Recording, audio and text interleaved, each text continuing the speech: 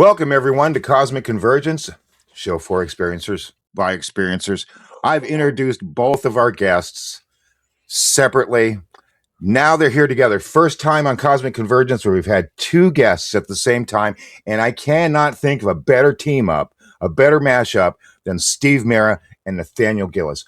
I am not going to waste anybody's time giving introductions because these men need no introduction. If you don't know who they are, will highly suggest that first off, you watch the rest of this video, go back, watch some of our more recent videos where they're interviewed separately, and then also check out Steve Mera's channel, Steve Mera Official 2024, for a lot of the interactions that Nathaniel and Steve have, specifically the closed sessions NHI discussions, which I'll throw a screenshot up here so people can see what to look for.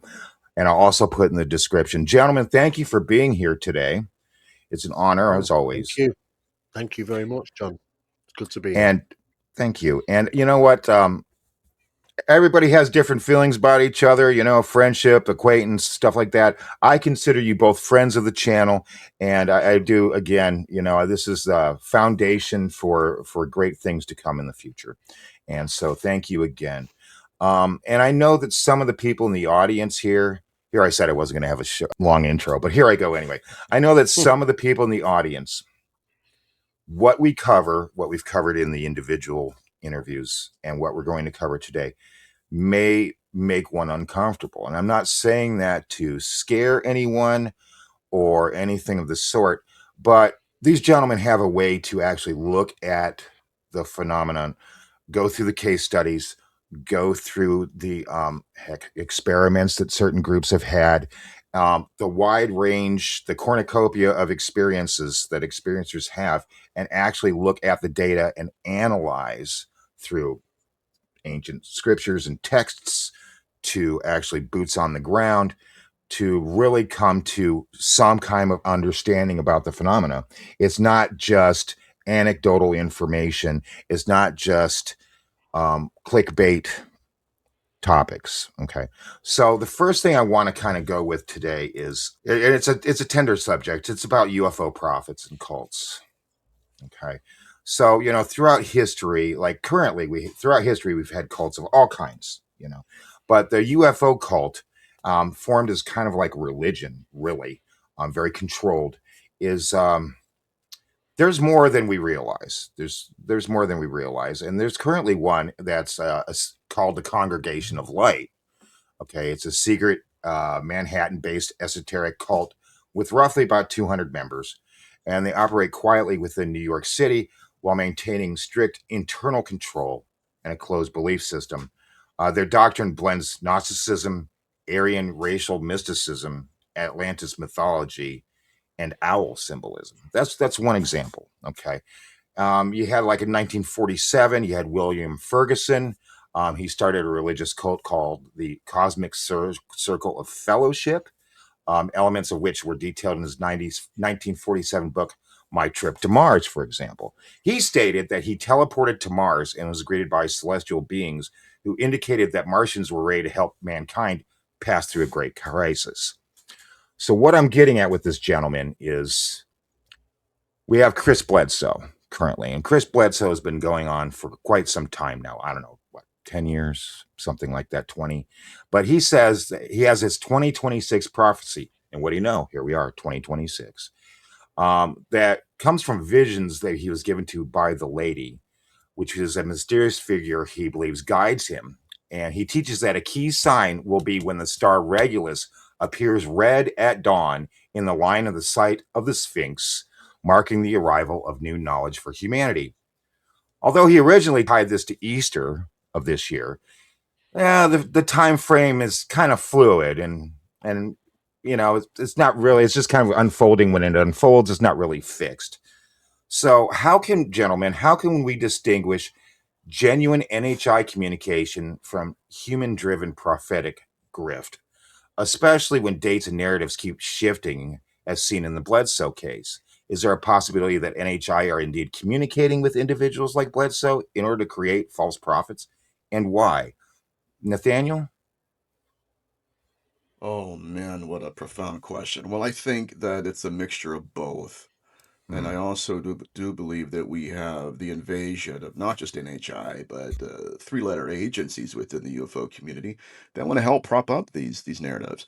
So, do I believe that Chris Bledsoe is and was in contact with an entity? 100%. I don't doubt that at all. The problem is when you have somebody who only knows manifestation and doesn't know, and I'm gonna use the word I get frowned upon by employing it, but they don't know the phenomenology. And that's not entities, it's the study of their behavioral patterns. The larger phenomenon, if he doesn't have that background, he's going to be engulfed in the flames of emotion, manifestation. It's levitating off the ground. I felt so much love. And without even realizing it, yeah, he will be propagating whatever narrative the phenomenon wants to use him to create. And that's often the issue. And, when people say, okay, do you like, I have nothing against the Bledsoes whatsoever. I think they're actually decent people. But again, when you're dealing with the phenomenon, it has the ability to weaponize the belief system, to manipulate your perception of it. And then at the end of the day, what you realize is the initial encounter with that entity was not the sum total of the manifestation. Let's talk about his experiences when he goes back home. Let's talk about the shadow figures. And it's just now starting to emerge into the field, like exactly what he went through. And then Steve and I mentioned this on our last episode of NHI discussions with Jim Simivan, who kind of opened up a can of worms. Because I know Steve and I, like, we look at this through history. We don't just look at that one particular case study and say, okay, it's the white lady. Let's take her at her word. No, we equate that to the larger phenomenon and say, okay, well, what else do we have in the data set that we could compare and contrast her to? And it wasn't until Simivan came out and pretty much, like I said, opened a can of worms. He said, okay, yeah, well, a lot of people have seen this lady in white, and she's not always benevolent, and he mentioned the word homoerotic. And I'm like, where did that come from? We were never told that. That's not on Gaia. That's not, and I'm just being very upfront here. Why? Why is it that they are trying to repackage this lady in white as something semi-divine when in fact even the CIA, according to Simivan, yeah, they know, like they've had their own experiences with her. And so that's when I kind of took a more holistic view of it and said, okay, we got a significant issue here because she was terrifying the Bledsoe children in the house. Mm. And it wasn't, and this is the problem, it's not just the hitchhiker effect he dealt with, it's the phenomenon reinterpreting trauma as somehow beneficial. And not just that, but even in their own conversations with the entity, will remember our agreement. When was the agreement made? I don't know. And so there's a lot more going on underneath the surface. And for some reason, that narrative, our perception of her, is being managed. And that's a significant issue with me. Yeah, I totally agree with that. And some. The thing is, when it comes to Chris Bledsoe, because I've been monitoring him for some years now, is that initially he's an abductee. And as any abductee had the opportunity for hypnotic regression, he screamed that place down during his hypnotic regression. He was traumatized after having hypnotic regression. This is why now I'm telling people, if you believe something that you've experienced, do not go for hypnotic regression. Do not open that door to memories that you really do not want to be able to have, because there's two processes that can take place, of course, through trauma. And that is that our brain will naturally delete that section. It happens a lot in car crash victims. Um, and we don't recall it because it was too traumatized. But the phenomenon is delivering this. And, I don't think it's because, oh, they're really concerned about how much it might bother us if we remember that, because there's countless times when they don't. These are memories without being buried, and they're traumatic, terrible things. No, it's simply because within the practice of what they're doing at that particular time, you might be relevant to certain things and seeing certain things that they do not want you to talk about. And that's why they do it. They don't care about us. It's ridiculous. But he was screaming. And according to the information, he made a pact. The pact was basically that this lady, which also referred to herself as the Virgin Mary, also referred to herself as Hathor, who also referred to herself as Isis or Danu. But if you go and do the research, right, guys, it's the same thing from different countries and different spiritual beliefs. It's the same thing. Now, of course, you could say, well, there's umpteen archetypes that fit that. Yes, well, that's because there's variations from country to country and what we believe. But the pact was basically for him to be able to turn around and say that we're dealing with something which is very nice and love and light and all that sort of thing. And in return, he will get protection. His family will get protection and he'll be very successful. And on top of that, they'll allow him to take photographs and videos of the orb phenomena, the light phenomena, which he has been doing for quite some time. So obviously, this agreement, is not a good thing. To paint it, a picture that it's all love and light, when in fact he knows it's not. So there's the deception, and he's doing it because he's driven with NHI. It's NHI at the steering wheel, which are basically saying, "You deliver this. This is the message that you deliver, and in return, because if you do all these sort of things, you do get gifted." And he's not the only one; there are many, and that's where we are today. And unfortunately, we talk about a special spiritual time. Well, I wish we'd had it, because like even Nathaniel today, only about an hour ago, sent me a message about why it isn't going, things things are not going too well at the moment worldwide, but it's usually the opposite. This is what we discover, myself and Nathaniel, is that we have this negativity in the world that breeds and is a very close association with the phenomenon. That the phenomenon light, that production of negativity. I've seen this, Nathaniel's seen this. And when people are talking, oh, it's all love and light, and yet all you got to do is look over your shoulder to see why it isn't. And this has been going on for a very, very long time, right from ancient times, really. This is the grand deception of this phenomenon, and it is participants are also being delivering deception on their behalf now. So you can well imagine how confusing it can be. Well, yeah, and it's just, yeah, I'm not trying to get into the current state of affairs that we have with the Epstein files and such like that. But before we started recording, I was talking to Nathaniel about this, and it's it's it's a deep rabbit hole, but it's there for a reason, and the reason is that we're supposed to find out about this stuff somehow. I don't know if the negative energies is just like, yeah, you can't do anything about it. I don't know what, or it's a little bit of light on the darkness. But going to some of those files and then looking back, I know we've talked about Jack Parsons before.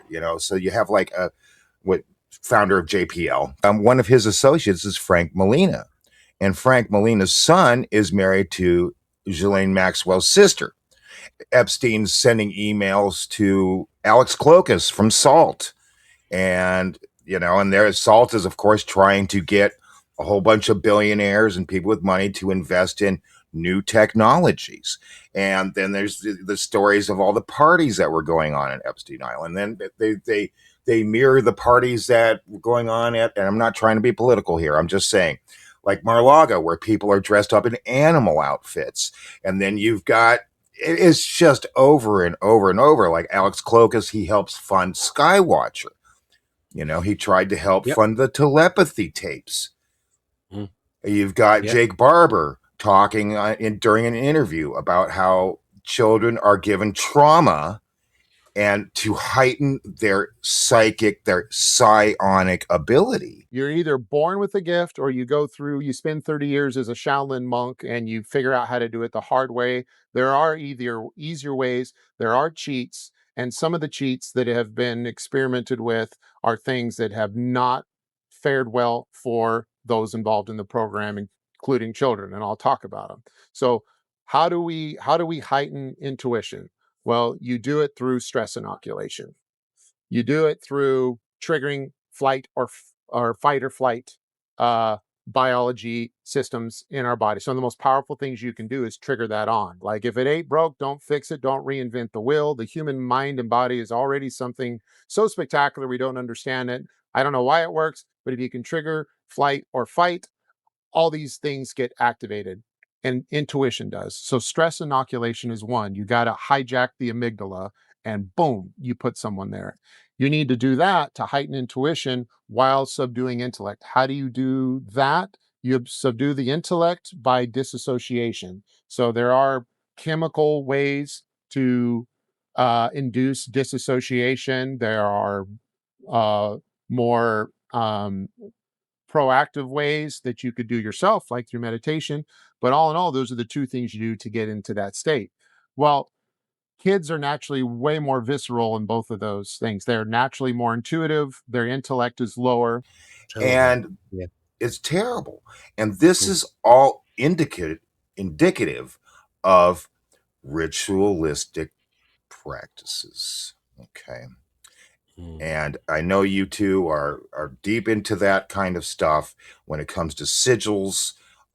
And that's part of it. That's part of it. That's a major part of it. Show up on a lot of experiencers or victims of such ritualistic practices. So here's a question that I have for you both, and then I'll turn it over to the other gentleman after you answer. So, is ritual magic applied conscious engineering a way to tune the human system so anomalous phenomena can occur or be perceived? Or is it ritual magic, a technology of contact, structured interface that entities exploit to enter, alter, or co create with human consciousness? Steve?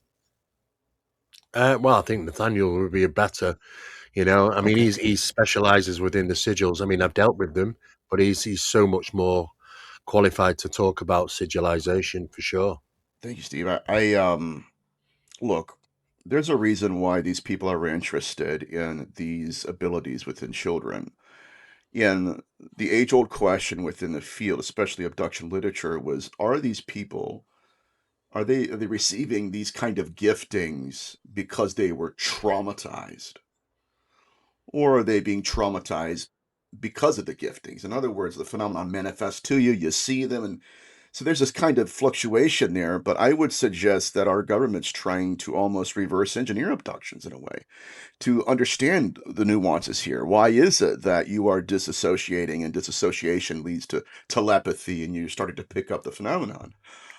But what I think they're pointing more towards too is that these rituals that are being performed on these abductees are traumatizing to them. And they're trying to replicate that methodology. I'm going to traumatize you and see what happens, and maybe we can get some manifestation here. Mm, And, and we knew that to be the case, at least in some of the abduction literature. But now what we're looking at is this idea that not only is ritual magic not a bug in the phenomenon, it's a feature. Not only is that the case, but now we're looking for pathology.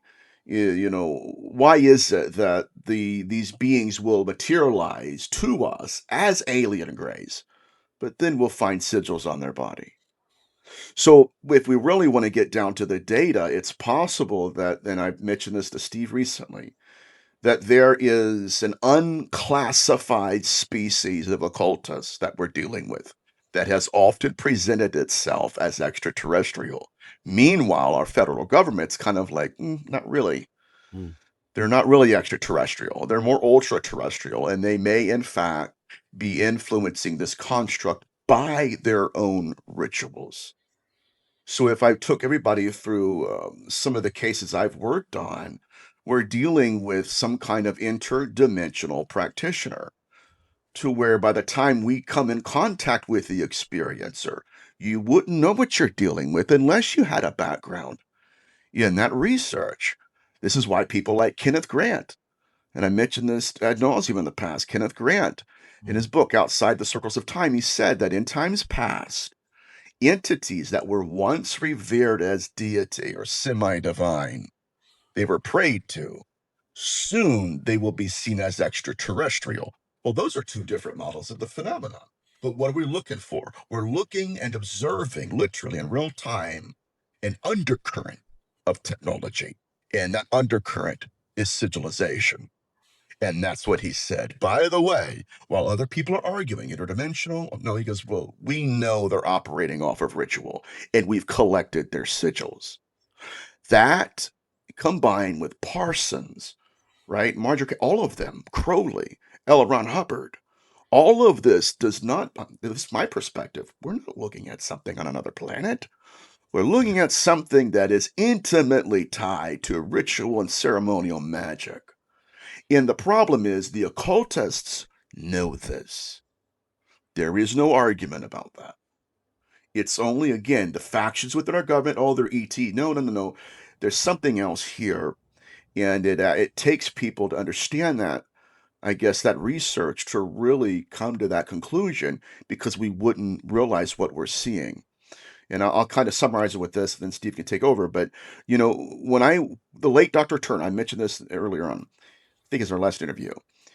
Okay, before she passed away, she was going into researching jinn sorcery and demonology, into esotericism, because she was having cases exactly like that. And it changed her understanding. And so when you lump all of that together, it does seem to be like our construct is being influenced by a species. I'm not saying a species of occultists, and that's primarily where I'm at. Yeah, I mean the thing is that the practitioners today, you know, they're on steroids in a sense of speaking regarding the actions that are taking place today, and you know, it's so more common, you know, as we track this through time, and it's, you know, it's a very concerning situation when initiates are served up as bait for the phenomena. That's exactly the best way I can put it. Initiates are served up as bait. It's just like you going fishing. You know, that's what they're doing. You know, someone's going to come along and say, "Oh, thank you very much," but in return of taking this, what would you like in return? You know, and this is the situation where we are, and it doesn't just happen behind, you know, closed doors in cellars, and you know, and sometimes it's even in the administration, it's in the establishments, it's in specialized organizations, it's even in the space program. You know, it's everywhere. And this has been going on about praising them for such a long time. This is why all you got to do is look at the symbolisms that the NASA have been using. I mean, you know, I mean, if you just look at what NASA means in Hebrew, it'll tell you everything, you know. But the whole point of doing this is because to pay homage to the sponsors who helped us get to space. And it's not just what they've done for that. I mean, they've helped us with telecommunications. They've helped us with quantum studies. They've helped us with AI, you know. And now we are basically arguing the point now is that are some of these AI sentient? And the remarks that are going around in the top circles here is that AI is, you know, the deliverance of AI is going to allow NHI to basically interact with us on a more grounded base with us, through, you know, seeped into the very understanding of our civilization, as opposed from an outside source, because they don't seem to interact with us in our environment much. They're not in our environment much. In fact, you know, the longest time is usually when they take you and put you in their environment. They're not in our environment very much. But the introduction of artificial intelligence is said to allow NHI to have a better withstanding within the 3D world, or the 4D world, if you want to talk about that now, of our reality. You know, so we have to question the sources. And if you go back and look where this certain things derive, you'll be lucky enough to find that the inventors, space rocket engineers, all sorts of different specialists all around the world have wrote their biographies. And in their biographies, they've been honest and said, the information wasn't mine, it was given to me. The information wasn't mine, it was told to me. down It was with it. provided to me. So these people that have been provided is an ancient story of how the jinn used to do the same thing. The jinn used to deliver knowledge and wisdom. They were classed as the guides in some cases of, distribution of information, obtaining data from them. You would become and work with them as a genius. It's taken from the word genie or jinn. Hmm. These geniuses is not about how clever they are. It's the saying represents that the knowledge was given to them from a source. That's what it means, and that's what we're here to. That's what we're. It's everywhere today. If you track back and read the scriptures, or the books, or the documentaries, or the biographies, all those sort of things, you'll find that they've come out and said this. Even David Adair, rocket genius, David Adair, great guy. How did David get it? Came in dreams. How did Stephen Hawkins get his information? Came in dreams. Some of them actually get information as in direct voice phenomena. Sparks of inspiration, you could say, from a knowledge from outside source. So it's the same phenomena doing exactly the same thing, even now in modern day. Yet it did it in ancient times. Okay. So sorry, I just had one kind of question that maybe can be inserted in this as well. Is like Chris Bledsoe will talk about the divine feminine, and then you have other, like, again, not to pick on anybody, but Jake Barber talking about, oh, he felt that feminine, right? That feminine energy, and it made him all tear up and well up, and he got emotional. And then you have like some of the Epstein emails talking about the feminine, and then psionics. It's like there's this. I mean, is it just strictly like throwing the virgin on the volcano to appease the gods, or what? There seems to be this big focus that no one's really paying a lot of attention to about the divine feminine, and is it a way to actually like manipulate like feminine energies into subservience, or is it? It's just something that they're throwing around. Do you guys have any theories about that? I would not. Okay, I trust very little of what I get from entities, much less a feeling. A feeling would be the very first thing I would reject in my mind. Whatever these entities are, they have the ability to manage emotions, to remove memories, to literally fabricate entire events. I was talking to Steve the other day about this. Dr. Turner had a case study of somebody who was at a cookout and they witnessed a UAP across the street for 45 minutes, right? For 40, and they had feelings, they had emotions, right? They had emotions as well, being emanating from this phenomenon. But anyways, they have.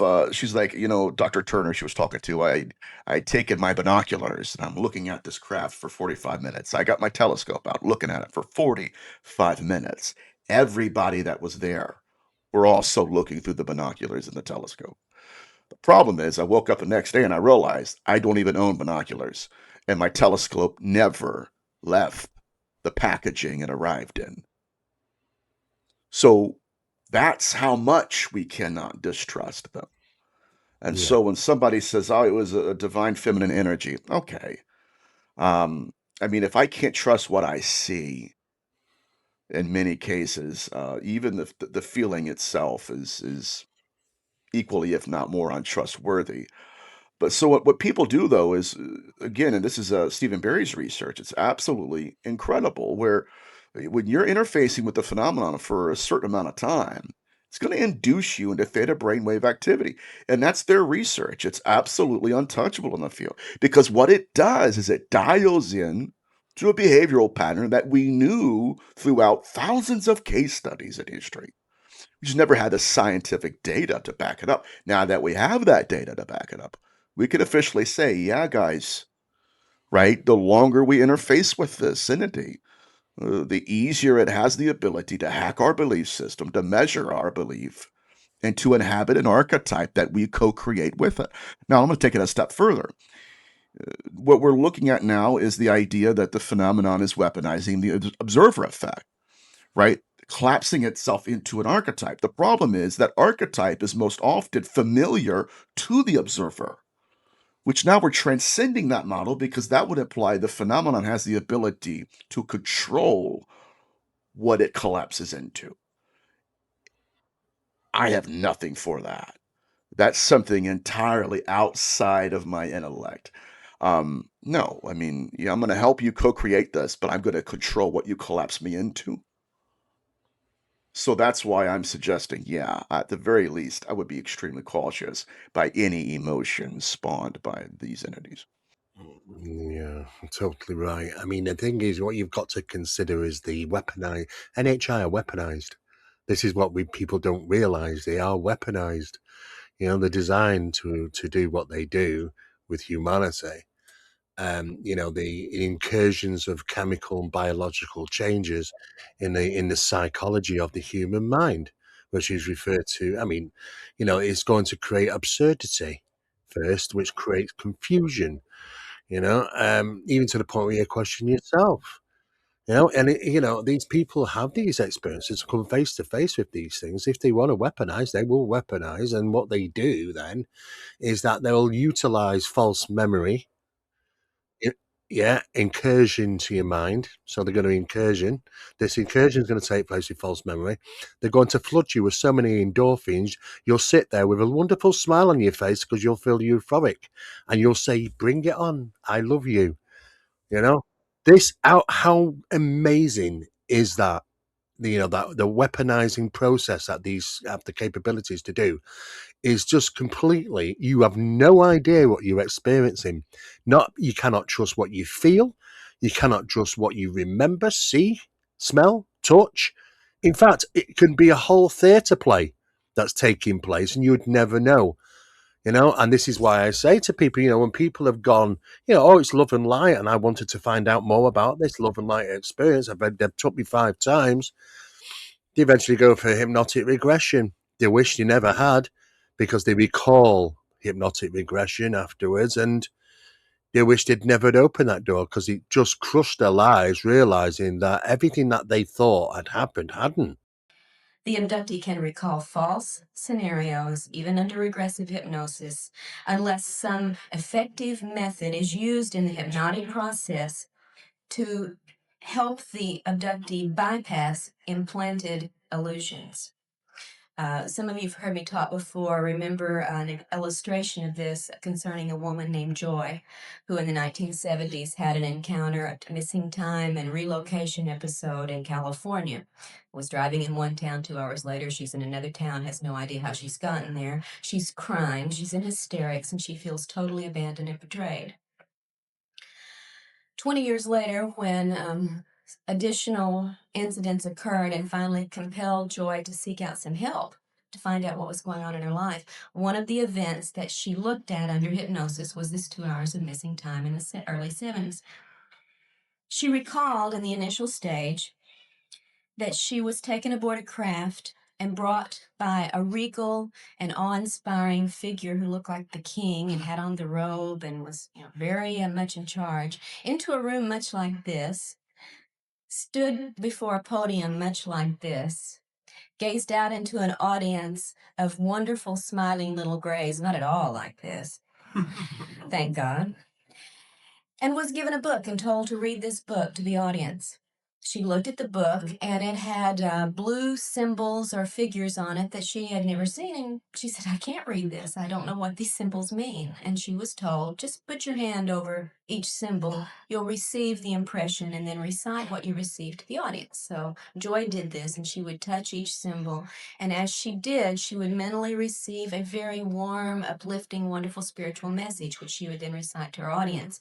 And she went through doing this, said the response she got was one of such love, such overwhelming acceptance. She was really awestruck by the experience.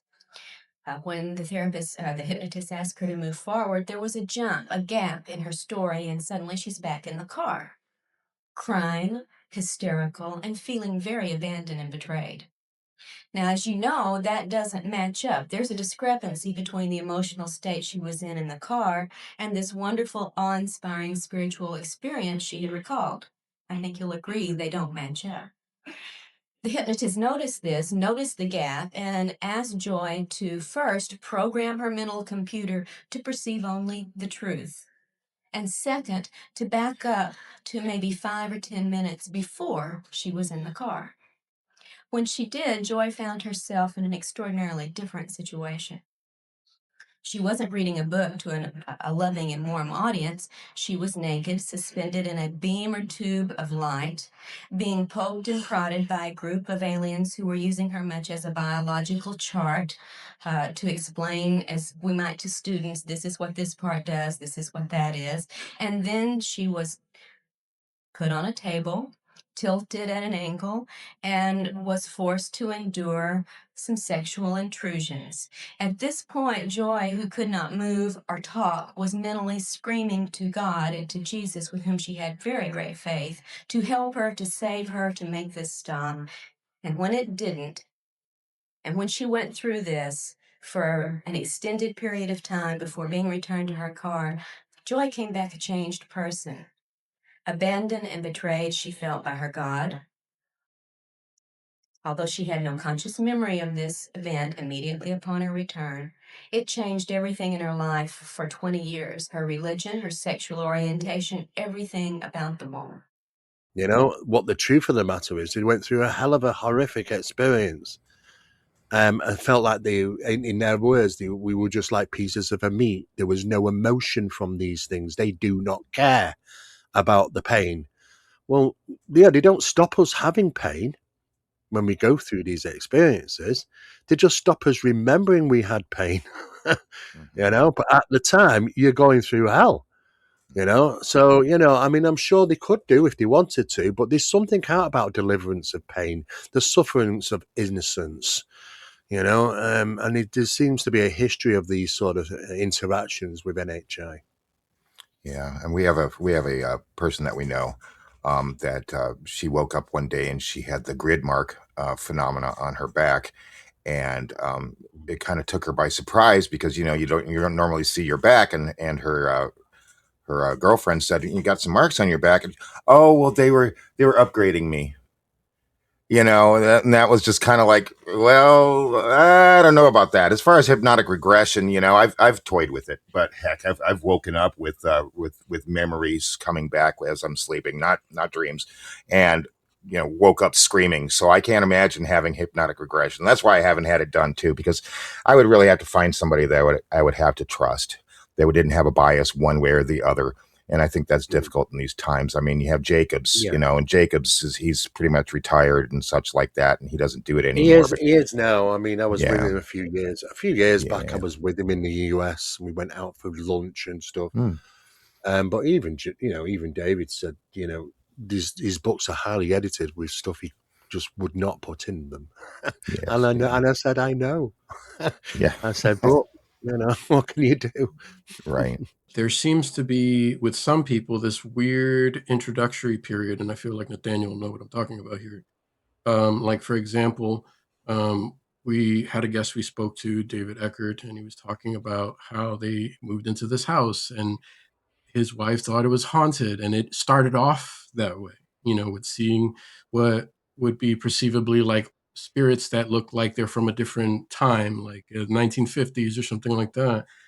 And then it started to progress and get worse. And eventually, there was a shift that happened. And no, they're not these spirits from 1950s or whatever. They're these ET reptilian beings or whatever that are taking them. And I try to remain neutral. However, I because I know that there's a story that we're not getting. We have our story, our experiences, all the data we can collect, and then we have the other story of these beings. Is it one type of being manipulating everything and then getting us all confused because they have that ability to? And it's not really these separate beings, such as like a gray or reptilian, but whatever they want you to see, or whatever your expectations are. Um, or are there actually different beings with many different agendas, so it's like I just wanted to lead with that to like get into that because I've noticed that. And also seeing when Chris Bledsoe, for example, was I think it was his daughter. There was a part in his book and she had drew like these shadow beings, and he started having those experiences, similar kind of ghost like, and then it changes to something else. And in my experiences, I like my heart stopped when I saw the daughter drawing because that's exactly what I've seen. I'm like, they look like that shadow. And I don't think that's what they look like. That's my theory. I think that's just maybe an in-between state or something. But um, but yeah, just wanted to leave it at that. Well, I'm going to hit on a point that Steve and I both agree on, but from my perspective, it changed the game, at least for my research and the way I perceived this thing. You know, the one thing the phenomenon likes to do is diversify itself on many different masks, on many different entities. And early on in parapsychology, we had those in the field that would suggest that poltergeist activity was the result of some kind of psychic projection of the experiencer. And the logic behind that was very simple, but flawed in my opinion, because, well, one individual, like Doris Bither, was being attacked by two entities. She had two sons, therefore it must have been a psychic projection. Well, what we're looking at now is that the same phenomenon that could create the physiological construct of an apparition could create the physiological construct of a UAP. Yeah. What we're looking at is a mechanism of diversification on the part of this thing. And not just that, but I mean, even people like Fringe. Steve and I interviewed Fringe the other day for the NHI discussions. And she said that she was first abducted by shadow figures, not aliens, shadow figures. And I thought, wait a minute. And so what we're looking at again is this diversification mechanism on the part of this intelligence. And the reason it diversifies itself is so that we can have incubi victims that never talk to hybrid mothers. Same, literally, the same things are happening to them. The missing fetus syndrome didn't begin in ufology. It began in the debug phenomenon in the 16th century. But we didn't know that because the phenomenon diversified itself. And so when you see that evolution, that is exactly why we're starting to realize, like, we're seeing entities in places and in case studies they don't usually belong in. And then we have to go back and ask ourselves, why didn't we see it like that? Why didn't we know about the missing fetus syndrome in Softy? Well, because we weren't supposed to. It was supposed to be, right, repackaged, retrofitted, recontextualized as the UFO abduction phenomenon, all that. So my point is, once you understand that control mechanism, which that is a part of the control system that Jacques Vallée mentions, it's the diversification method.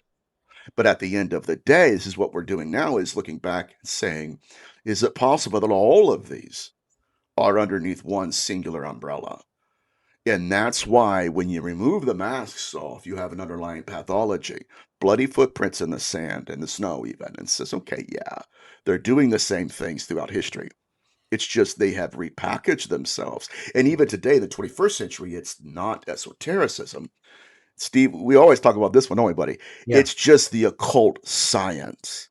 Mm. Well, you can't get to the occult science unless you perform the ritual. So where are we really? Because beyond all the smoke and mirrors, we're exactly where we thought we were thousands of years ago. Yeah, exactly the same place.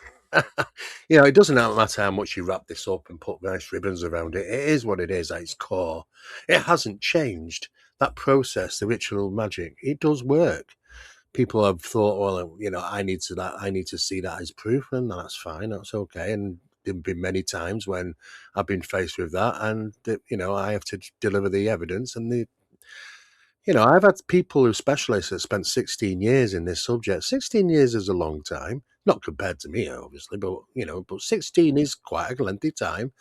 He went to pieces. He was crying, sat down crying outside. He lost it. He lost it because he thought in 16 years I'd not experienced that he didn't exist. People can spend a lifetime in this subject and think it doesn't exist. And how? Because they're experts, NHR experts, it picks its practitioners as well because they can keep a secret. And if anybody says out there, people, they can't keep secrets, you must be joking. Of course they are. This is the reasons why we don't get to find most out of this, especially in regarding government programs, because 75% of the government $1 trillion disappears so often, goes into keeping the secret. Only 25% is spent on the programs, 75% is keeping the secret. Oh yeah, they're masters at keeping the secret. But you talk about shadow figures. You can go into ancient times and see the same phenomenon. They have different names for it. But what is really interesting is that when we're conducting the investigations and the experiments and analysis, that people have seen these in the dark and it's blacker than black. Well, why is it blacker than black? Well, the thing is that they're not black. They never have been black. What's happening there is a photonic disruption. At 670 million miles per hour, these photons are being disrupted by the phenomenon. How incredible is that? We know this now as scientific evidence. We also know by high-speed cameras during certain seance experiments that only on one frame did it appear between two sitters. On one frame. Now, is that one frame different for them? How long is one frame to us? Probably less than blink of an eye. But to them, we can't work out if they can master space and time. That one little frame on its own could be a lengthy time for them. To come in and observe what's going on during the experiments. We would not have known unless we actually brought in high-speed cameras into these experiments, because you wouldn't capture it normally. And it's you'd be surprised what goes on around us, because these have worked out. It's like we are their pet project. They know us inside out. It's like the best scientists in the world focusing on one particular animal and saying we want to know everything about this animal, inside and out, the psychology, everything. Yeah, we can do that, and that's what they've done with us. They've mastered us, and they know to stay out of the perimeter of vision, of touch, of sound, all these things. It doesn't mean they're not there. It just means the only good warning mechanism we have is our skin, and that's because through the research of my good friend Barry Fitzgerald, we've worked together for many years on this. We know how the skin reacts as it's an alarm system. It's basically reacting to something in the environment. Your fight or flight kicks in, the goosebumps come up. You feel that, paranormal investigators might feel it occasionally in certain locations. It's But the it's biggest not just organ the in our bodies. heebie-jeebies. Yeah, it's not just the heebie-jeebies. Mhm. It's a scientific thing. The fight or flight is responding because of a threat. In other words, your body knows it's there, but your senses don't, because they can hide from your senses, but they cannot hide from your body's alert to danger. And your body reacts, but people ignore it. And unfortunately, sometimes, refined sugar, people have a lot of that, and that actually dulls your fight or flight, adrenal weakness. So basically, you're completely disconnected. It happens. This is the society we lived in. How attuned was our ancient ancestors? They lived in a world where there was there was clean food, clean water, clean air, no poisonous radiation on EMFs. They were highly tuned. Yeah, exactly. But we're born to a poisonous world now. So we've got to try and manage our way through it. But we are being managed by NHI, because they could be right next to us, and we would not be any otherwise. Or if we're completely disconnected from a fight or flight, we'd be blinded to this. So this really are professionals, specialists at making sure that they are just out of range for us to experience, Mhm. because they know the limitations of even our eyesight. This is where dual camera systems and the experiments, one's infrared, one's normal, and then we're running side by side. The normal's not getting nothing. There it is in the sky in infrared. And why is it in infrared? Because it knows that we can't see it in infrared. It knows the limitations of the human eye. And that's just one of at least maybe about 38 different things that we what we discovered. That's just one of that, about hyperlusiveness. It is pretty incredible about how much work and effort they put into this. They know us inside out. Yeah. Despite all my rage, I'm still just a rat in a cage. I mean, it's like you go on about like I want to know, I want to know, I want to know, but they've got you in the maze. They've got you in the Yeah. maze. I think I said this to Nathaniel. They set or you, Steve. They set the rules. We're always like a step behind, but every once in a while, if you can kind of change the rules on them. So you like night vision goggles, because I think when night vision goggles first came out, there were reports of like military personnel seeing stuff. And they were like, okay, we got to change this night vision goggles because our guys can't really focus on the task at hand, if you will. So sorry, we just wanted to throw that out there. It's just something I thought of. Yeah. It Go also ahead, makes you Chris. wonder why they push certain kinds of foods in the populace that are just very popular, you know. And another thing I wanted to bring up was just the symbolism and it, you know, talking about this, like, and it's just a theory, but all of these like beings that are doing this kind of thing might even have certain selected caretakers or even priests, if you and I like for another word, that handle certain things on the ground, which makes a lot of sense when you start looking at the symbolism that you see in, you know, the alphabet soup agencies that we have.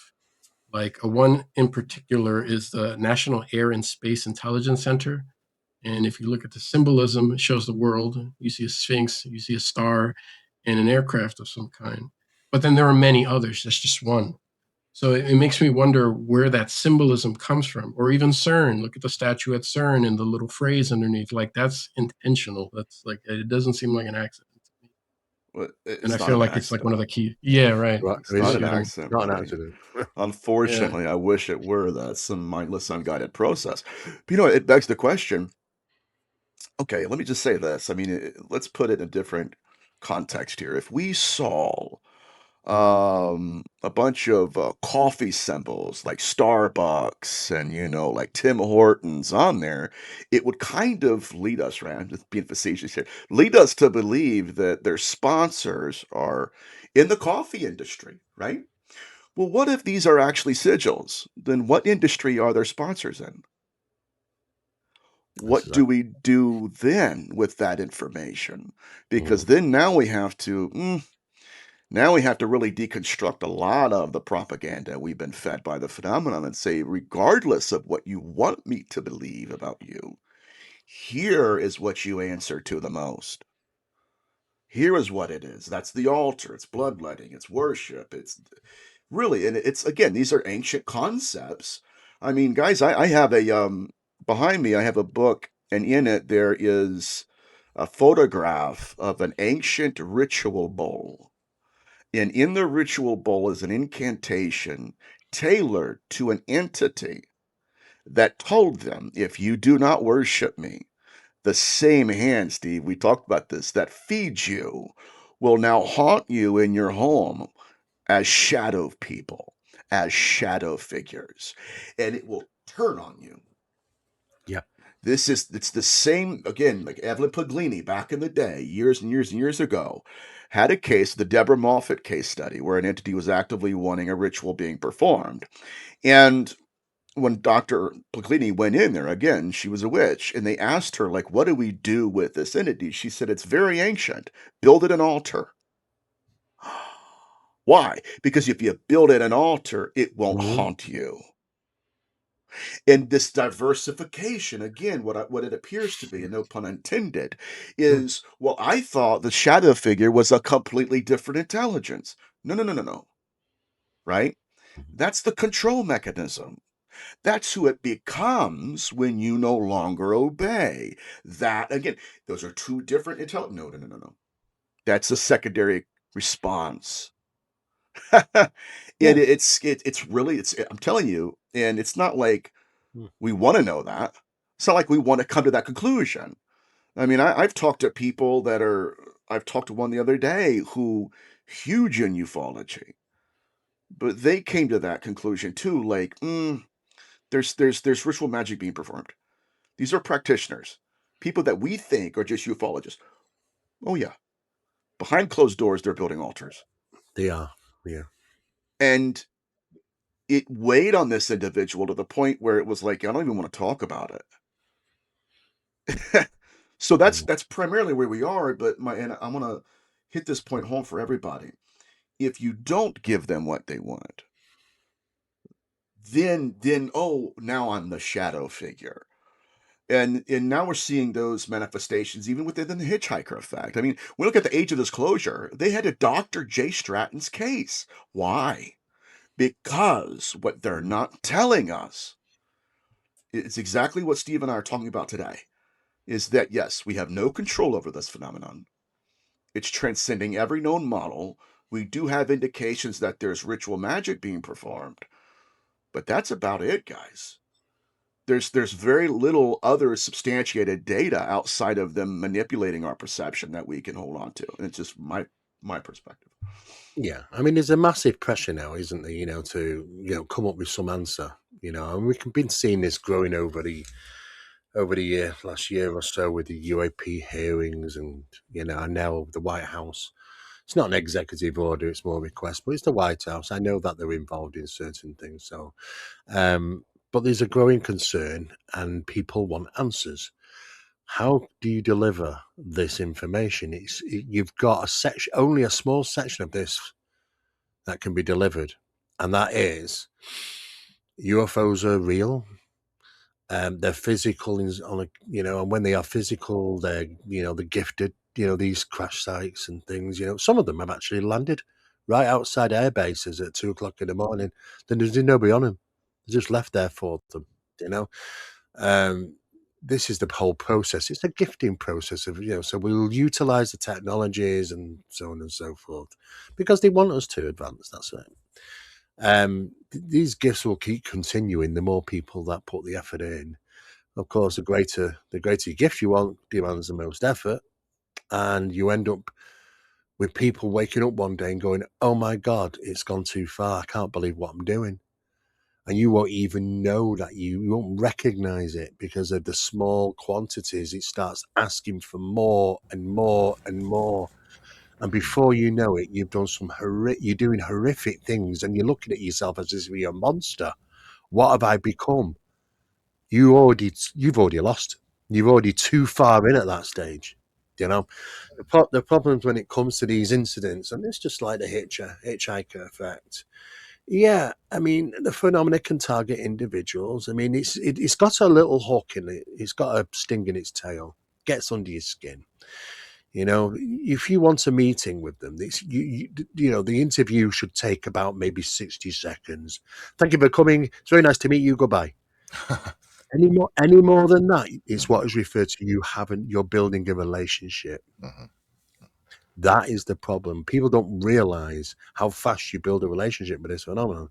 And before you know it, you're saying goodbye, but it never left you. Never Oh left you. no. Oh, it's never left you. And the problem with that is what people don't realize is that, well, do you know what? I can live with it. I'll be okay. Really? Okay. What happens when it wants to, when you have children? Do you not think that this is going to genetically pass on? Oh, yes. It acts like a virus. It passes on. Children can be born ready for phenomenon to interact with them because of the parents' interactions with it. Genetic goes through the chain. We've seen this in the 1980s with the alien abduction phenomenon. And now we're starting to see the aneurysms within the brain. We're starting to see the effects in the brain which are genetically encoding back to onto the kin. And then they wait, and oh well, my mother was an experience, and I'm an experience, and her mother was an experience. And well, really, do you know the mechanism of that? This is what it does. So you've got to not just consider yourself; you got to consider your kin in some cases, because they can also be involved in phenomena unwantingly and unwillingly. Really, to be honest with you.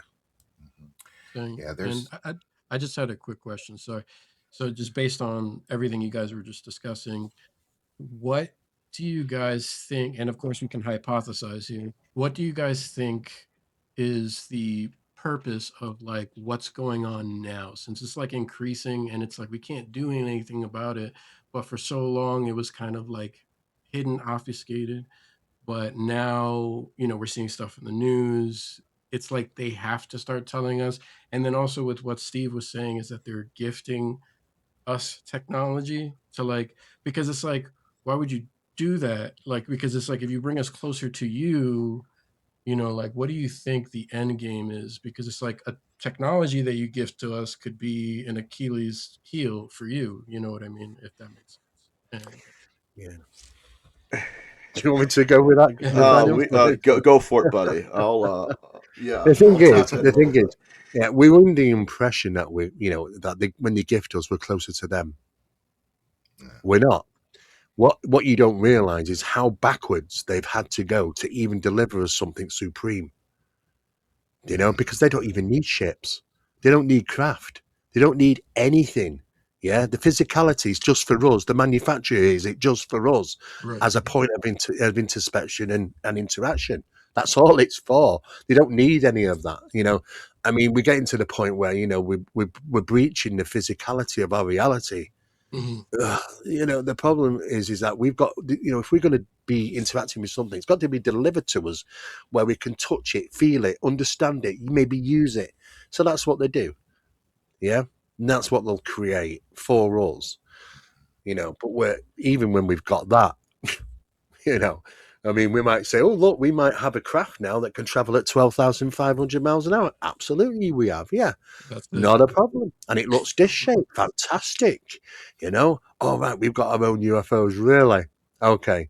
Right. Well, the thing is, the UFO was created for us. It's not necessary for them. It's never been a vehicle to carry the phenomenon. It is the phenomenon. And the people in the high areas, even the people that are on the think tanks, international think tanks with me, know this. It's like that's the old stuff. Oh yeah, that Would you that's say? delivered. It's a deliverable. Would That's you what s- it is for us. would you Yeah. say that the attention to the phenomenon now at this specific time, as rituals, I feel require certain um, aspects to be in place to be for an even bigger ritual of some kind, with the amount of Well, I mean, it's attention the and focus. negativity rise. I mean, the Yeah. negativity rise in the actions of the psyche of humans. We're at a poor time at the moment. Doomsday clock is probably the worst it's ever been for a long time. But you'll see the rise in phenomenon. You'll see the recognition. You'll see the reports. You'll see it everywhere. There always is, like there was at the time of the Gulf War and all those other incidents, the skirmishes, the battles. If you want to look through ancient scriptures about battles, you'll find UFOs. You'll find interactions. It's about they're associated around locations where there's death. Battles, skirmishes, wars. They love monitoring that. They like to be in the presence of it. That's all, and it's a sequence of stuff. And after a while of going through hundreds of these, ancient documents, and you're going, hang on a sec. This is all to do with battles, skirmishes, wars. What the hell? Why? Why is the quieter times when that's not happening? You'd think it would be, but it doesn't. There's a pattern, a mechanism at play here, and we can now recognize it even in modern times. Yeah, if it was all love and light, wouldn't the phenomena, the aliens just be like, "Hey guys, stop fighting. This is all, I mean, God, don't you think about your species better?" But no, they just sit there and observe. It's like nuclear facility meltdowns. Oh, they'll fly Yeah, above and it. do you know this was recognised such a long time ago? It's not us that have just recognised this. Scholars recognise the pattern between these visions of things in the sky and beings and interactions and stuff in association with war, battles, and skirmishes. So they created stories. The church started to create stories like the angels of Mons and stuff like that. These things didn't happen. Because they wanted to create something to represent holiness. An angel appears, and they're saying to the side, look, do not fight, do not kill each other, da da da da da. When you actually research them, those incidents were faked. They weren't real. It's not a real incident, but they were put together, manufactured by Catholic societies and stuff to sort of prove the fact against it, because they didn't want us to work out the mechanism. It's so easy now. You can work out the mechanism. All you got to do is look for wars and battles and stuff, and you'll find them. Sacrifice to sky gods, essentially. There you have it. Yeah, sacrifice. It's the same thing. It's just not. It's evolved a little bit, but it's basically, Daniel. It's the same thing modern day as it was thousands and thousands of years ago. Mhm. And it's the same thing, and I say this loosely, but the Collins elite had, this is fascinating because right now people are in the field saying, well, the call-in's elite and these religious fundamentalists are withholding disclosure from us. And I find that laughable. Because number one, if in fact these are demons, and if in fact the Collins elite can prove they're demons, they would be the very first people to publish all of the data. So there's something wrong with the model, right? And if you get back to their conclusions, they were a little bit in this camp, and it's fascinating that whatever they are, they're coming from the afterlife. Now you take that and you put it over here, and you go to one of Peter J. Carroll's books. Included in it is a compendium of Lamb practitioners of Crowleyanism, right? And in these compendiums, he takes about, I think it's about 30 different practitioners from all across the world. And all of them wrote their diaries, pre-ritual, mid-ritual, post-ritual. And all of their communications with Lamb and his representatives said, I am in the egg. This freaks me out, guys. This really creeps me out. I Yeah. am in the egg. I am the egg. And I am the way. And you'll see me soon. Fast forward to Skywatcher getting an egg UAP. If we believe their testimony, they went to the government and the government said, yeah, that came from the afterlife. Hold on. Yeah. Yeah. Yeah. And the So, egg is a symbol of fertility and feminine. absolutely. So my point is, in the middle of all the propaganda, gentlemen, they're like, we're not even, like, not us, but most people aren't even really talking about the phenomenon. They think they are, but behind closed doors, these people in the government are like, oh, we're talking about the afterlife, we're talking about land practitioners, that's a whole different conversation, right, than what we're hearing on social media. And so my point is, I believe, at least from my perspective here, that they're trying to hang their hat on the Collins elite and saying, well, it's all these fundamentalists. No, it's not. Clearly, their conclusions were so wrong. I'm getting passionate, guys. Sorry. No, it's all Steve right. knows me, man. Steve knows me. I know That you, buddy, but yeah. they don't even want this out. No, they So don't. there's something wrong. There definitely is, and this is the problem with it. I mean, what you were just saying has elements of there, even in the Book of Law, dictated by Iowa to Crowley. There's elements of that in what you're just saying there as well. But the thing is with the colony, there's no point to us turning around and saying, well, it might be demons, it's demonology and demonic stuff. Well, okay. I mean, the fact is that it was never that. It was, what they actually misidentified was the demonic archetype was being used, not not demonic, but the demonic archetype, because they thought it was and it will be. It presents itself. It reads you. That takes the measure of man and women, of course, but that's as they say it, and that's what it does when you look into the eyes of a god, if you can, though that you're not supposed to even look at them. Don't even stare. Look at these things. You're not supposed to. And it's been going back a long, long, long time. Even our own God, do not ever look at him. You can summon him though. And that's easy. All you got to do is put 7 drops of blood on top of the Ark of the Covenant on the mercy seat, and he apparently would appear. But God help you if you actually do look at him. Man cannot set eyes upon. But at the end of the day, the Collins elite were looking at archetypes, because the thing is that the phenomena predates religion. Yeah. We keep people just cannot get their heads around. Oh, it's demons. Is this that? It's angels. It's demons. I said, look, you're both wrong. It predates religion. It's before. I mean, angels didn't really turn up till Ezekiel days, I don't think. So it's before that. Well, what about Satan? The devil? Well, it's before that. Okay. So if that is the case, it's before both of them.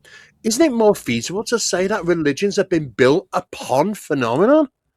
Yes. The other way round? You can tell Yes, that. exactly. And this is exactly what we've seen in all religions all over the world.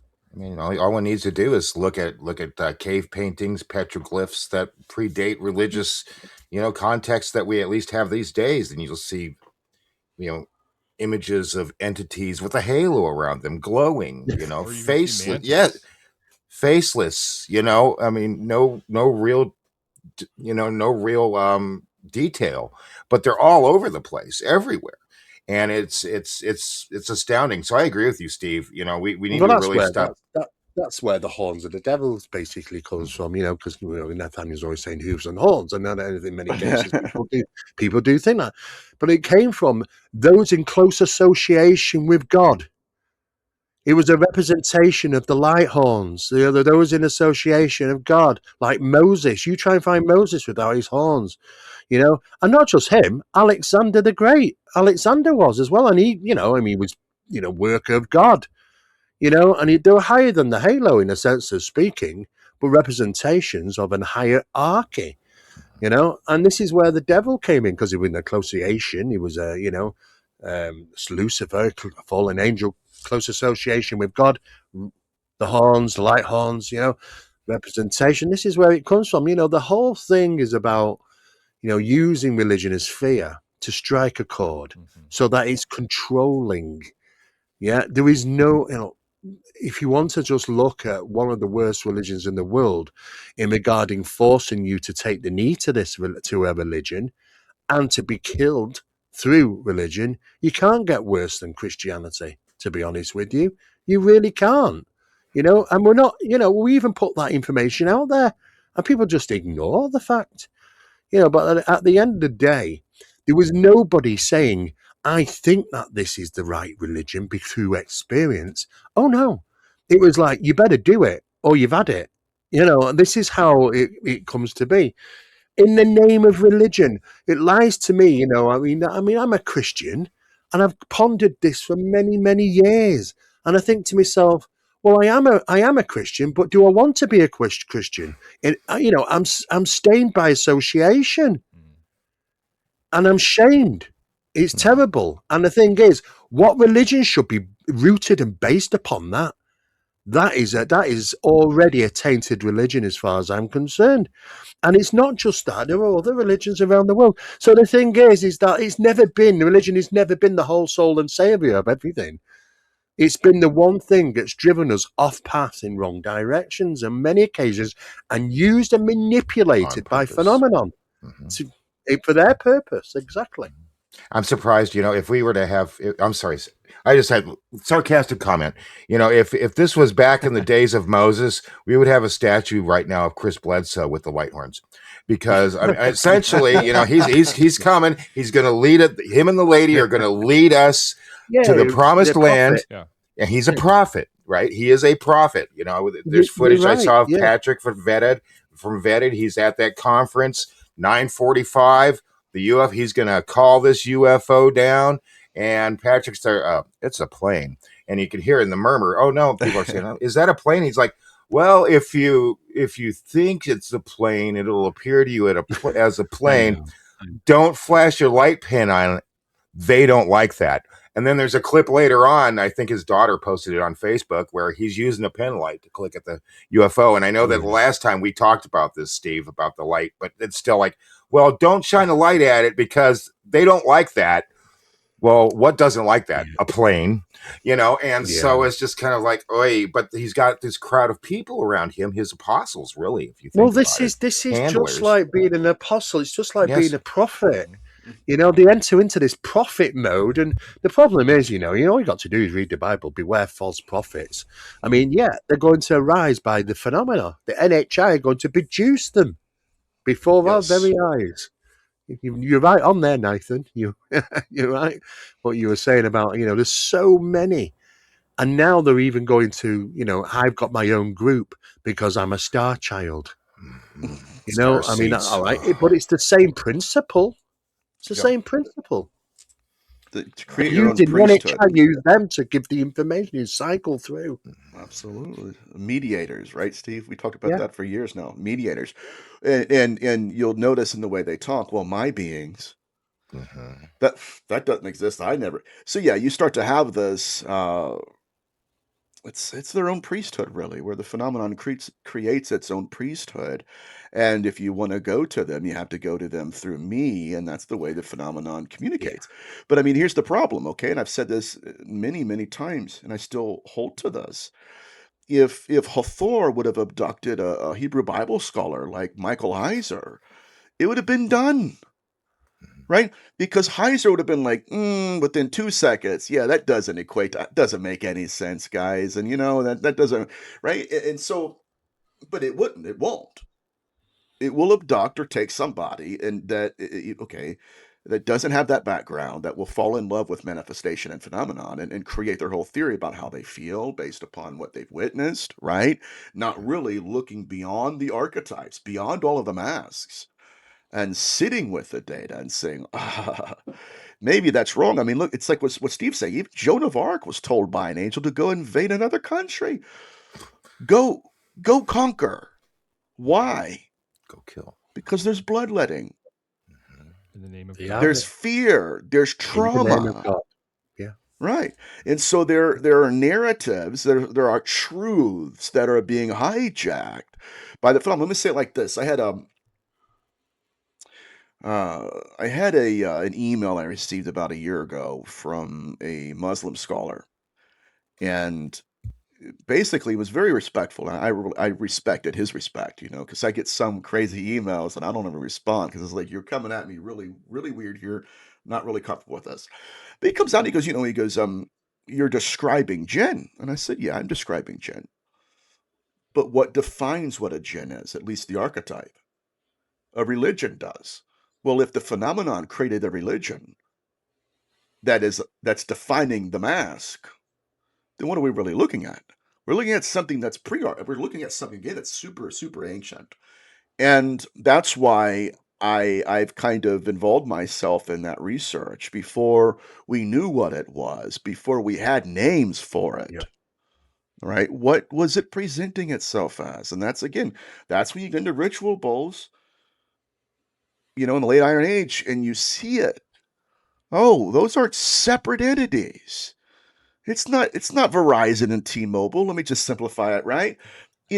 They're both the same. It's just, what do I want to do? Because I could become terrified. And to get you to circle back and motivate you to obey. So there is this, again, it's Jacques Vallée's control system, but I think a little bit more malevolent. Yeah, exactly. We are rebellious to the system. He doesn't like us for what we do when we're rebellious to the system, but he wants to use us at the same time and promote them. So yeah, we do. I mean, when I had my first experience at 7 years of age, that's not by chance. No, no, no, no. They would have known 30 years later. I'm lecturing to 10,000 people in America. They would have known all that. They know that through any experiments that we've done and told us about future events, and we cannot get out of it. Several times they've done this. Even the longest is 19 and a half months to their day.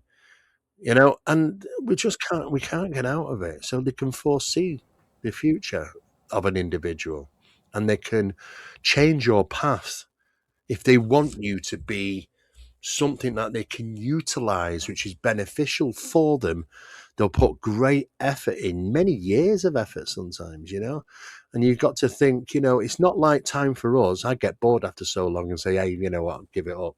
No, it doesn't. We were talking not only last week, weren't we, Nathan? There was a guy that believed he was communicating with his deceased brother for 26 years. And he joined an organization and they told him, do you not question that it actually is? And he says, well, I've been talking to him for 26 years. It's him, because he knows things that my brother knows and things that we shared. It is him. And he was very adamant and a bit upset about what they were saying. But eventually they said, look, you got to ask him, you got to press. Do you know what happened after 26 years? And he pressed it. It confessed. Yeah, for the last 26 years. He couldn't believe it. Talk about a broken man. Yeah. And that's 26 years.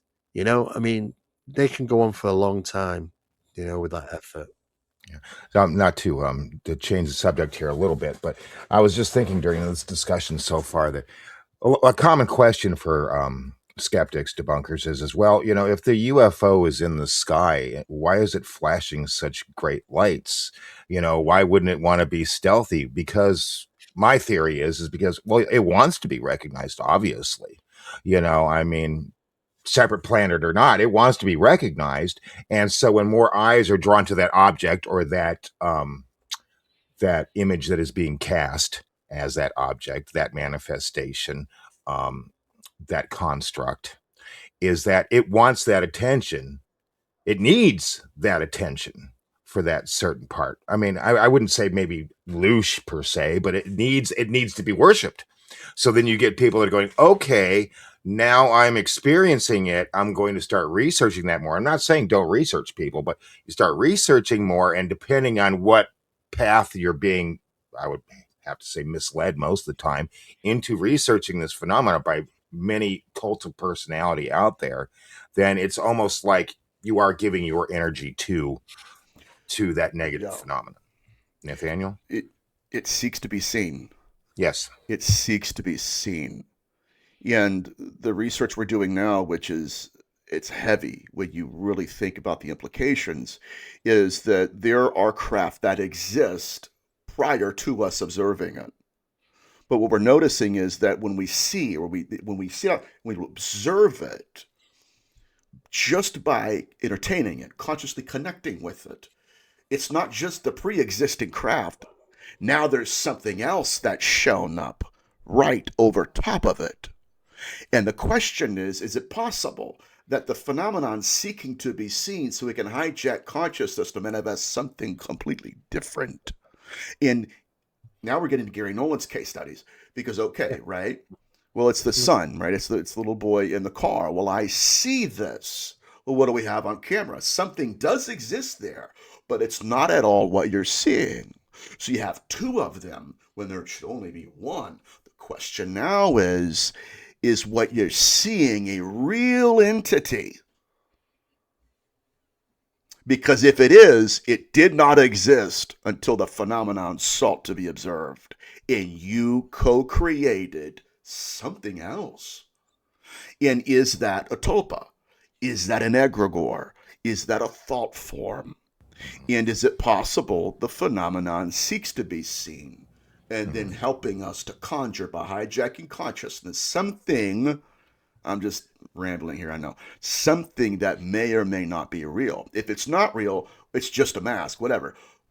But if it is real, we're entering into uncharted territory, because then it, again, the seeking to be seen mechanism would be the desire for the phenomenon to co-create another entity with us by virtue of consciousness observing it. So there's a need for us to be the conscious observer with them to then Daniel. That's it. You got it. And he's been working this field in secret operations and projects there was one called Medusa Project, which is exactly, if you think about where they're taking the name from, Medusa, you couldn't look upon him without being affected. You know what I mean? So, I mean, they know about this, at the top end, about the conscious connection, that these things are flying around in hope of grabbing consciousness, and that is a problem, real big problem, because as soon as you pay attention, suddenly something arrives and, thank you. And then that connection's made. And what happens then is that your brainwaves start to alter into theta, because theta is a very manipulative state. You'll accept it more, what you experience as real. You're pliable and manipulated, and in that state. But you shouldn't happen in the conscious state when you're walking around. It's like hypnosis or daydreaming and things like that. But it shouldn't happen. But it does. It brings that on. It enforces it. And then basically, and the fastest we've got that recorded is 20 seconds. So, I mean, 20 seconds, you can lose your discernment. I don't know if that's the fastest, but if it is, 20 seconds is not a lot. Before that, maybe you're expecting to run. And then after 20 seconds, you're filled with an emotion that says, don't run. It's going to be okay. Right. And that is when it's too late. This is the problem regarding your discernment levels and the phenomena's conscious connection with us.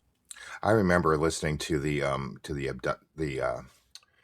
tapes of Betty and Barney Hill. I know I brought up Betty and Barney before, but when the regression tapes. But when Barney is looking at the craft, and he says he sees this guy that looks kind of like an Irishman looking through the window, and he's saying, keep looking at me, don't turn away. I want to turn away. I want it. And it sends chill bumps, all over my body right now. We want to talk about that fight or flight. Creature, this leader is telling me something. He's telling you something. How? How is he getting it to you? I can see it in his face. Do you see his lips move? Yes.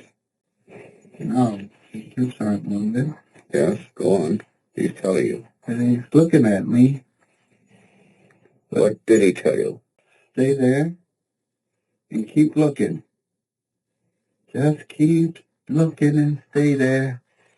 And just keep looking. Just keep looking. Could you hear him tell you? Oh, I gotta pull these binoculars away from my eyes. Because if I don't, I'll just keep staying there. Could you hear him tell you this? Oh, no, he didn't say it. You felt he said it. I know. You know he did. Just there, yeah. Just stay there, he's saying to me. All right. I'll dig in my head. Just pull the binoculars away. God, give me strength. All right. Pull it down. Run. Pull the binoculars down and run. God. Oh, my God, give me strength. I gotta get away. Oh. All right. You gotta get away, buddy. All right. Calm down. Calm down. I'm driving. I gotta get away. Oh. How could you be sure he was telling you this? Calm down. You're still asleep. Oh. How could you be sure he was telling you this? Right. It's just crazy because he's like, it's that transfix. It is, here I am with my flashy lights, or here I am as the visage, this construct. Here I am. 20 seconds, bam. And then, that's it. Then you're hooked. Yep, you're hooked. They did it also with the aerial, the Zimbabwean Ruwa incident. The children, all children ran away except for 5. Why did 5 children remain? And then obviously with the craft on the ground already, and one entity on top of the craft that caught the gaze of the children, it manifested another being which would skip and jump along, and then disappear, reappear, skip and jump along. And this was it wasn't real. It was like a projection of some sort. But the kids were transfixed on this and couldn't take their eyes off it. It's the magician's hand. Don't look this way. Look this way. And the kids were and whilst they do that, the entity came close up to literally about 3 meters away. And when they realised this thing was almost on top of them, they panicked. And it said, "We want you to come with us." How's that for deception? Do you know that information didn't come out in the Ruwa aerial incident for years and years? Why? Why did they bury that bit? Because that is the most significant effort there to show how much deception was involved with these children and what they really wanted. Yeah, I remember though, one of the very first interviews they did with a little girl, she said, "I felt pure evil. I looked in their eyes and I felt pure evil." But that particular behavioral pattern is something that goes back thousands of years. And, early on in my research in necronetics, I was coming across cases where incubi entities were appearing, this is crazy, were appearing to victims as their husbands, but only when they were staring into their eyes. Why? Because it's seeking to be seen. It's seeking to be seen. I need you to help create the mask I'm going to wear in this particular interface event. And Steve and I mention this all the time because it fits so well. It's the Mothman prophecies when Indrid Cold calls John Klein.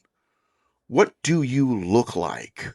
Well, it depends on who's looking. Yeah, Nathaniel, what are your thoughts on the conversations a lot of people have been having about how Gnosticism, at least a reinterpretation of a modern form of Gnosticism? But do you feel that with our conversations about the phenomenon today, do you think that is a closer picture, or at least the older form of Gnosticism is a more developed framework of what maybe we're interacting with that is something as like of an archon that is operating in our reality? Or what are your thoughts on that? I have mixed feelings about that model of the phenomenon. Because when people hear archons, if they only know the archonic reference and not know that it's connected to Gnosticism, they'll agree that they're archons without agreeing with the implications. Right. Now, do we live in a construct? I think it's been proven. Yeah. Number one. Number two, um, whatever they are, they're either in charge of the construct or they're fighting for control over it. That's just my two models there. But I would liken my perspective to the movie Dark City, and that entire scenario was an abduction. And what they had encountered was a parasitic species that was using their dead as vessels, and they didn't understand it. But if you actually look at the way they would huddle together and they would project their consciousness in tune, not this is crazy, not tune the universe, they would tune physiological constructs into the perception of the human race, not realizing that again. So that's where I think we are at. Um, but again, I mean, the Gnostic aspect of it, I think, has components of truth. But what I've learned in this field, if anything, is that just because it can confirm two or three things doesn't mean it confirms everything that particular model has. It's like the smokeless. It's somebody. It's gin. Why? Because it's a smokeless light. I'm like, yeah, but so's a headlight in my car. Doesn't mean the phenomenon's a vehicle. Right. So we have to get beyond the terms where we have three things that make sense, and that proves everything else that comes with it. But the construct, I think, is proven, and I think that our government knows that, and that the conversations that are being had by, and I forgive the term, but casuals, the pedestrian understanding of this thing, it's nowhere near where the government is. Nowhere near it. I mean, guys, if we got to think about this, if we're in fact saying, okay, yeah, well, this particular craft comes from the afterlife, you have craft in the afterlife? What are we not being told here? And when you get back to Matthew Brown's tweet and on his X account, he's talking about, yeah, we do live in a construct and people have left it. Then we're right. At least when I got in this field, I thought we were over here talking about this. We're way over here. And it seems to be like the government itself is kind of obfuscating that. They do not want us to understand what's really going on here. And but that's my long, long form of answer to a short question. Yeah, it's interesting that, at the highest levels now, certain words keep popping up and even documented at high levels, which is occult physics and spiritual technology. Yeah. So if we first got to wrap our heads around these two areas of study and aspects to the phenomenon before we even get, really deep into stuff, really, because what we believe is anything spiritual is not physical. Well, no, that's Right. incorrect. That's the big problem, isn't it? Because that's when we put these things in a division of these boxes, but it was never been true that, and when we're talking about spiritual technology, we're talking about, a bit like what Nathan's talking about, a bit like what he's saying about the, can something come from nothing? Well, the principles would say no. It has to be something, something can't be generated from nothing. But we don't know what that nothing is, really. It's just hypotheses at the moment. But we know that certainly physiological constructs are being, and they've even manipulated, they've manufactured and manipulated our own constructs, our physical constructs in our environment. More than one experiments that have taken place demonstrating that an item that was used, which was being moved backwards and forwards, they wanted to demonstrate the ability to make that item metaphysical. And the scientists, nobody could, they couldn't pick the item up. It was there, you could see it, you could bounce light off it, it would cast shadow, but it wasn't there in a physical form until they wanted it to be. And that has happened on more than 2, 3, 4 occasions through these experiments. They like to demonstrate stuff like this. They also like to demonstrate that they can manipulate the reality. They can freeze reality and go about with, and you might be the only person there who's not frozen because you're the one who's going to have the experience. Right. Or even take you out of your reality and drop you into a very identical one without the people, without the cars. They were all there, and now they're suddenly gone, and everybody's disappeared. Where's all the cars? Where's all the people? They can manipulate. They're outside the box. We live in this box. The only tools that we have at hand, myself and Nathaniel, is the things which have been designed and manufactured within the box. How on earth have we got to do this when they're outside of the box? They demonstrated by all intents and purpose, right from beginning, they've demonstrated godly power. Done all the things in the Bible. Hovered, walked across water. Oh, yeah, there's cases in Switzerland of the incidents like that, walking across water. They've done all the things that you would experience within the Bible. Yeah, that's a godly figure, Jesus. But apparently NHI can do the same thing. So it's godly power. So we really do. Do you know what the very last comments of John Keel's books were? If there's a source, then I believe the source to be God. That's what John Keel concluded after all his work in his life. That it's our interpretation of God, our understanding and the false learnings of what might God have represent is caused the confusion here. Because even in the Bible, it said that God delivers the good and the bad, the great and the evil. It's deliverable. So how do we know? How can we identify what's God and deities? How do we identify the powers of NHI against something which might refer to as godly? We can't. And this is why the Vatican have been preaching for so many damn years about, Marian apparitions and saints and stuff. You've got to believe these are real good things and da-da-da-da-da. But behind all our backs, secretively, they're talking to other priests and providing documents to them about the phenomenon is mimicking the religious connotation, the religious apparitions now. They're warning priests, Mother Mary that might turn up might not be Mother Mary. That particular saint might not actually be that saint. They're warning them. So how on earth, if priests don't know, how are we supposed to know what is and what isn't? Or are they always been combined to some degree? This is the problem that we face today. Yep. And I'll add to your point, Steve, because it's an amazing point. Professor Esther Amori recently wrote a book called God's Monsters, and I purchased it the other day. And I'll have to send her interview to you, Steve. You're going to love this. But you guys can check her out Oh, too. yeah. She's an amazing Yeah. researcher. But she goes down through the list. Again, she's a Bible scholar, a Hebrew scholar. She goes down through all of the entities in the Old Testament, one by one. Here's the text. Here's what the Hebrew word means. Satan, Lucifer, all of that. And she comes to the conclusion that, look, even in the book of Job, Satan worked for God. Yep. They weren't antithetical to each other. He No. was lit, and the phrasing that she used is that heaven was a courtroom, Yep. right? And Satan was the prosecutor. Have you considered my man Job? Why? Well, look. And so when you look at it from her perspective, either he's in charge of everything, or we have a significant issue here. And I know there are in the field that are trying to reclassify the term extraterrestrial to kind of fit some of these guys in there and stuff. It's like, well, there are space brothers because they're, all right, okay. But at the end of the day, Steve knows my frustration. Okay, whatever. At the end of the day, guys, at the end of the day, even the scholarship says we may be looking at a single source here.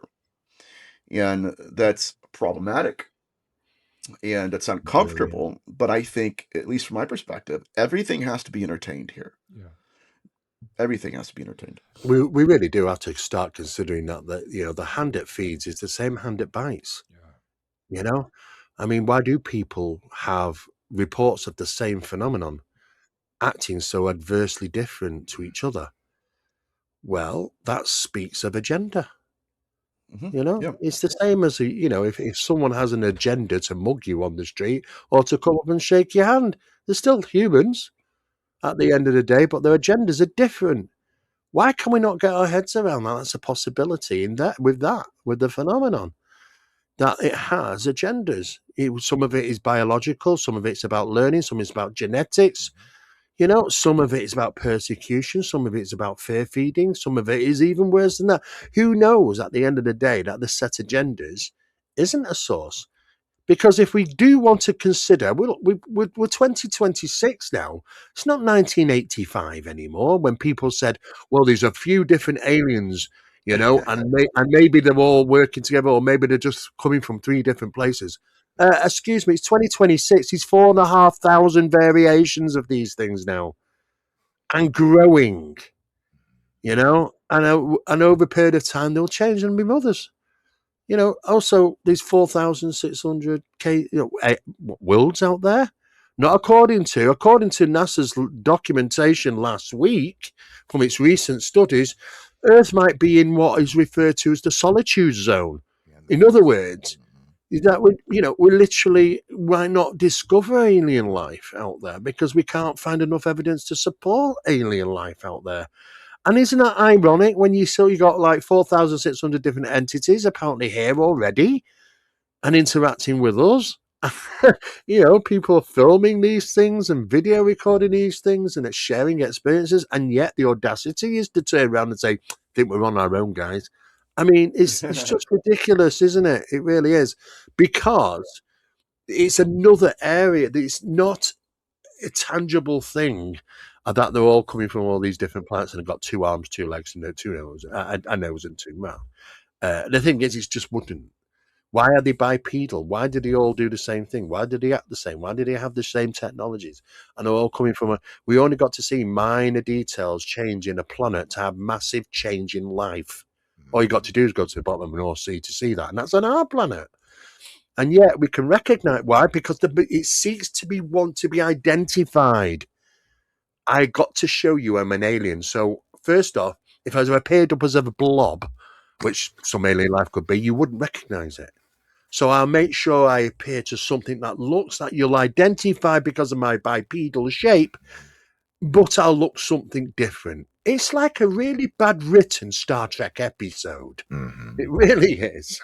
Or they'll show up as Jesus, or they'll show up as your dead grandfather. Yeah. Well, and this is kind of the conversation I feel like that a lot of people in the know that have talked about and behind the scenes of, they're like, hey, this information, if it fully got out, this would be fully disruptive for humanity and religion in general. And getting into these kind of more nitty gritty, darker aspects, yeah, I could very much see why that would be the case. I remember when I was in the evangelical church for 14 years, we would have orb manifestations. That was a very common view. Yeah, Daniel. Yeah, Nathaniel, you know all about that.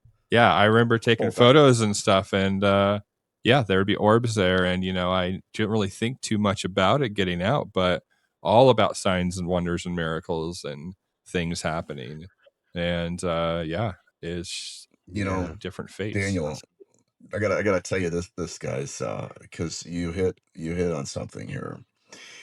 I grew up in Pentecostalism, and we had so much manifestation. It was unbelievable. I mean, real stuff too. Yeah. Like, it wasn't like Benny Hinn or something on television. It was just legitimate phenomena. But we had instances where materializations, or again, that's what we called them. We called them it's manifestations. Well, in parapsychology, they're called apports. We just didn't know it. Right. I mean, I've heard of some cases, like dust and gold and just weird things just angel start wings manifesting or out of feathers thin air. floating down. Yeah, I was gonna say feathers. Yeah. Daniel. Yep, you got it, buddy. Feathers, right? And again, what was it in exchange for? And I hate to say it like that, but at the end of the day, I'm still in antiquity, looking at the altars, looking at the exchange. And I mean, even some of the early demonologists would grapple with this question, because what do you actually get out of sacrifice? What is going on here? Like, what am we exchanging? I mean, if you're willing to give me anything, and all I have to do is go take a life, or I have to go bloodlet, or I have to go to war. What are you actually getting out of that? Or And it, going it just, or going to a healing room to be healed by God, and then you give the rest of your life over to him because well, something happens or not. You know, like a lot of things that are like, yeah. what's the motivation behind people in their suffering and wanting to get relief? And Oh, yeah. Oh, yeah. It's Yeah, just, it happens. The practitioners now, though, actually will say to the inducted, I will prove to you that this is real and it'll be worth your while. Yeah. What is that what is it that you require? What is it that you want? And they'll be asked, and the phenomena will deliver that, and then they'll come back and the practitioner will say, "Now you believe," and they'll go, "Yes, and now I believe." Fantastic. Now do this, yes. and that is it. They've got him through a demonstration, a simple demonstration. Yeah, and that's been delivered over and over again for people, the initiates. They're demonstrating to initiates to bring the flock. Look, the phenomenon wants a flock. Yeah. It's like your church gathering. Yeah. It wants a flock. I mean, if even if it's done on the internet and you've got 300 people in your group, it's the flock. The church is a group of people. It's not a building. That's what it wants. And this is why it goes to great effort to get it, and it will have its practitioners working for them, just as like a pope might have priests work for him. It's done in the same method. They're using the very same methodology that religion uses Priesthood. to distribute information. It's exactly the same process. Same thing. I know, I think it was Bethel. Not to get too deep. No, You I know where went I'm to going, that Daniel? was Bethel. Yeah, I went to Bethel for 14 years. Yeah. Yeah. Wow. Whoa, that's a synchronicity. Oh my God. Yeah. If you ever But want you to know, chat about like Bethel, yeah, let me know. yeah, man. Well, I know, I know a guy right now that was a huge prophetic voice in, the movement.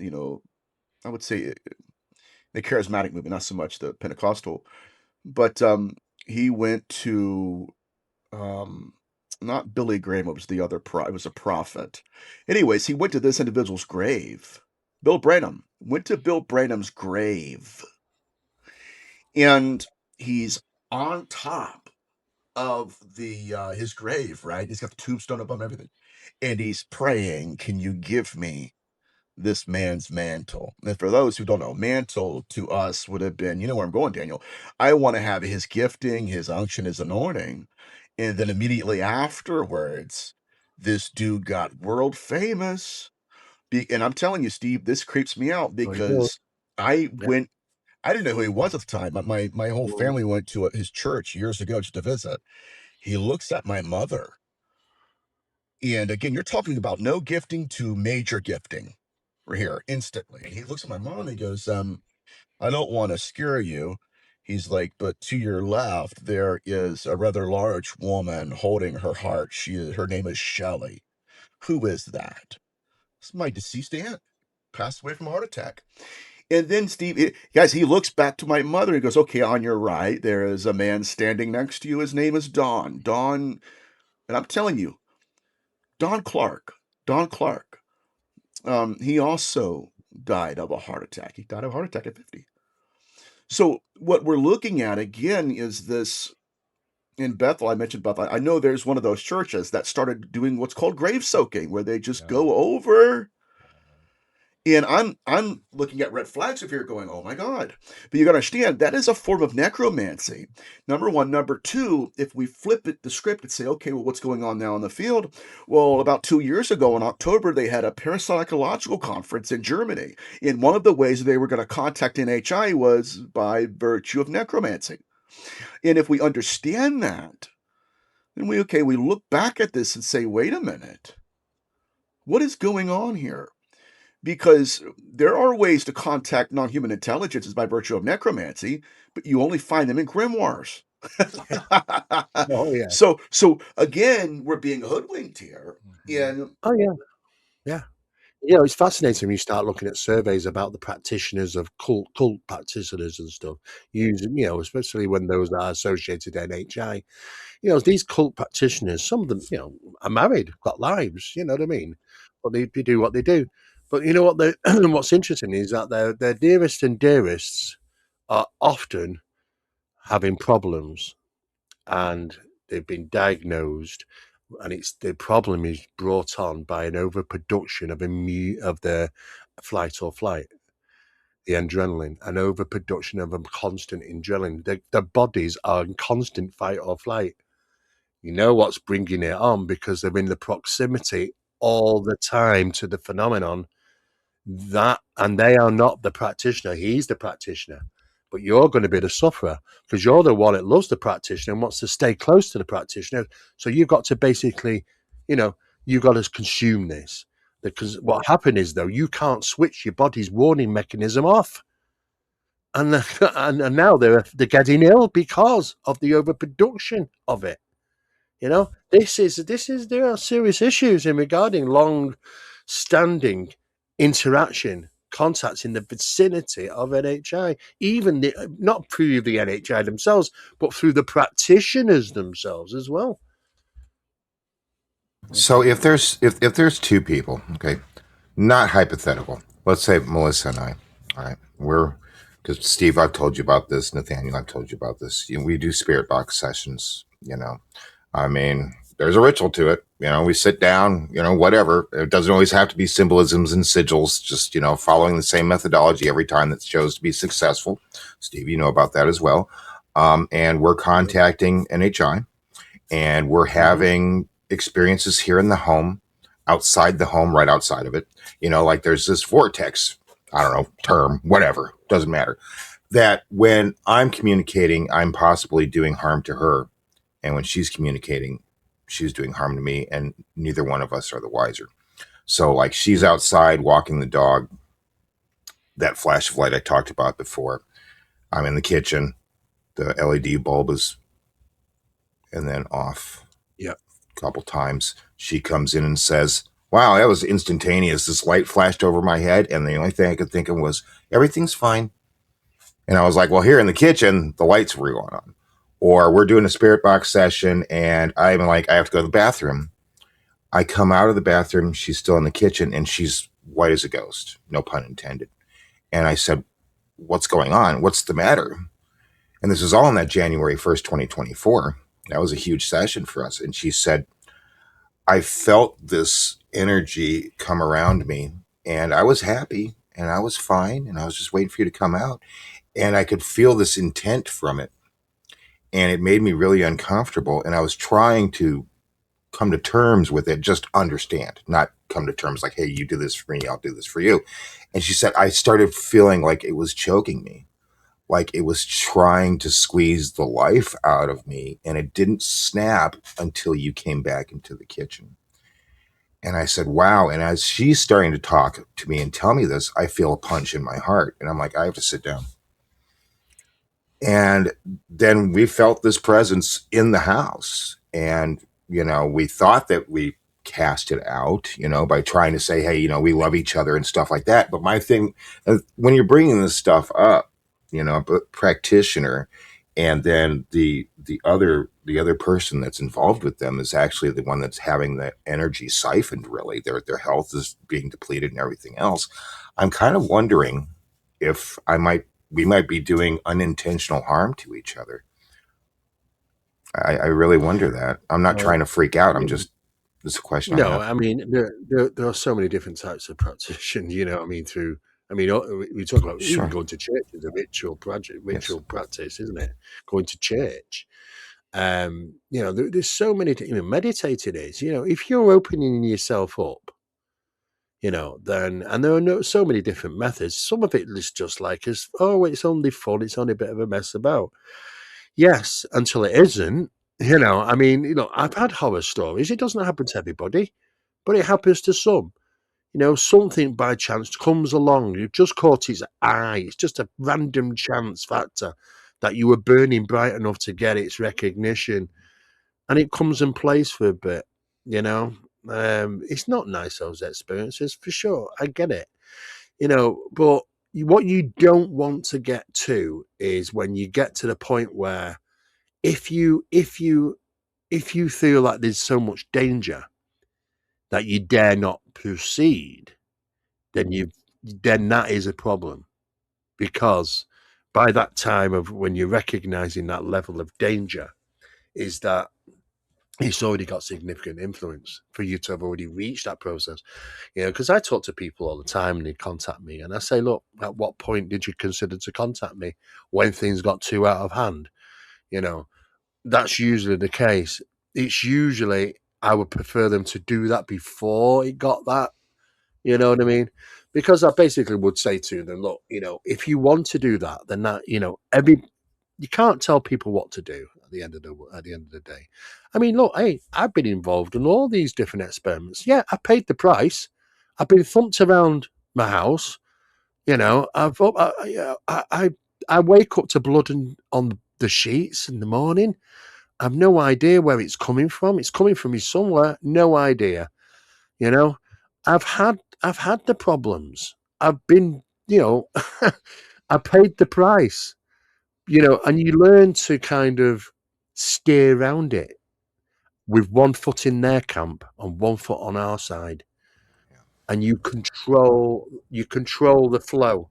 Yeah. So that because I know if I go a little bit too deep, I catch the iron and get repetition. And it's the same what Nathaniel does. We over the years we learn how to steer around the phenomenons, gaze, in a sense of speaking, without it catching too much of attention. When we first started, went in there with like a, bull on, and a bull in a china shop, man, crazy doing stuff. Oh yeah, we paid the price, all right. And it was only through doing it and failure, you start to realize, it's onto us. To the point when we were even planning to go to, we went to the Pyrenees Mountains to conduct experiments. They already knew we were going. They already confused the hell of us all out, all three of us. We'd never been a lack of cognitive limitation in our lives. Simplest things, we had airport phenomena of our equipment, because we stayed in two different locations, and some of the equipment disappeared and it was back in the first location, even though that we took it with us. And we're getting like simplest things like, hang on, we're 130 miles away from the location. Why are we? Not one of us could work it out. We're kind of going, what? How the hell did we manage? We're professionals. We're not going to do this, but we did, because it worked a real number on us. And this is what it can do. It can even cause confusion. And this is why people have these experiences with phenomena, and they're totally confused. Sometimes you don't even know the location that they're in yet. It's like their backyard, and they don't even recognize the place. This is what the phenomena can do. It can really infiltrate, and it has done on occasions like that. But it is a learning curve, and you can learn how to be careful and steer around, because it's a trial and error situation. You know what I mean? If you think that those things, you got to dial it back a little bit. If things are going to be around, if things are going to be doing that, because that's not good. But then when you dial it back a bit, you'll find the comfortable part, that midstream where you think, I can carry on, and it's not going to be too intrusive, and it's caused problems. You just, you really got to steer it over time, John, to be honest with you. Well, thanks, Steve. And because sorry, Daniel, just one last thing.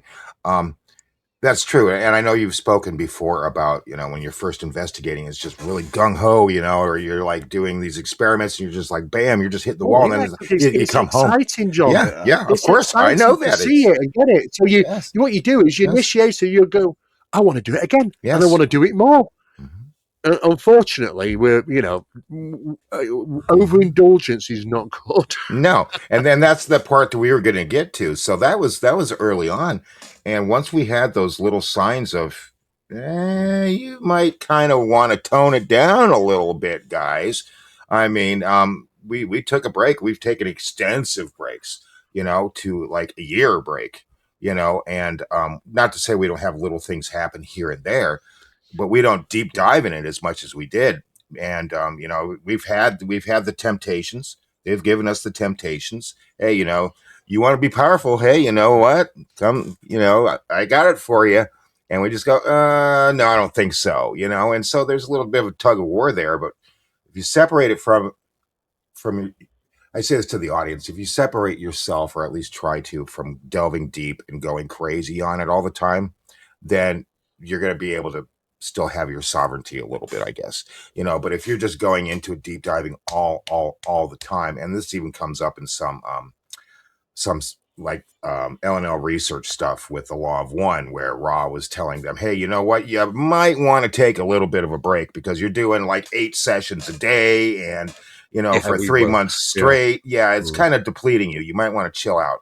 Even they said that. So it's kind of one of those things where if you know that you're going too far, like Steve said, just kind of put the brakes on there, take a breath, step away for a little while. Yeah, or else you're just getting It's so enveloped by annoying. it. There's when you do go too far, it's like how long are they gonna punish you for when you go too far? Because I didn't know what the timescale was on Hitchhiker, and when it comes, because we've been overindulging, doing it all the time through excitement. It hitchhikes, it comes back home, gets under our skin, comes back home. How long does that happen? What have you got to do? And even if you really have a meeting and dial back, bring in the protocols and dial back, how long is this going to go on for? Well, it's gone on for at least 3 or 4 months. Just off a single incident. I mean, I've got up in the middle of the night and I don't turn the lights on because it's come out my bedroom door and, the bathroom's right opposite. So I just walk in there in the dark. I go up in the night and I'm walking to the bathroom in the dark and I hit a person on the landing. And I literally walked right into a person. It was there. It wasn't there, in a sense of speaking. This was part of that 4-month experience. It's also being attacked in your bed and, all sorts of, and not just that, external phenomena taking place to the point where it's like you've been cursed. The washing machine broke down. A part went on the car. It cost me £1,000. Computer had a problem. I couldn't get it working properly. There was a family death. The dog got one. You name all it. within a small This time is. period. Yeah. These are all the things that. It's like you've been cursed. It's a punishment, in a sense of speaking, and you're really glad when they ease off you because you kind of learn after a while. I don't want that again. It's a costly experience sometimes as well. Not just, but in price, in money, because, all things going on wrong in your life at the same time. You just think, nah, too much of a coincidence for it to all happen simultaneously. Right.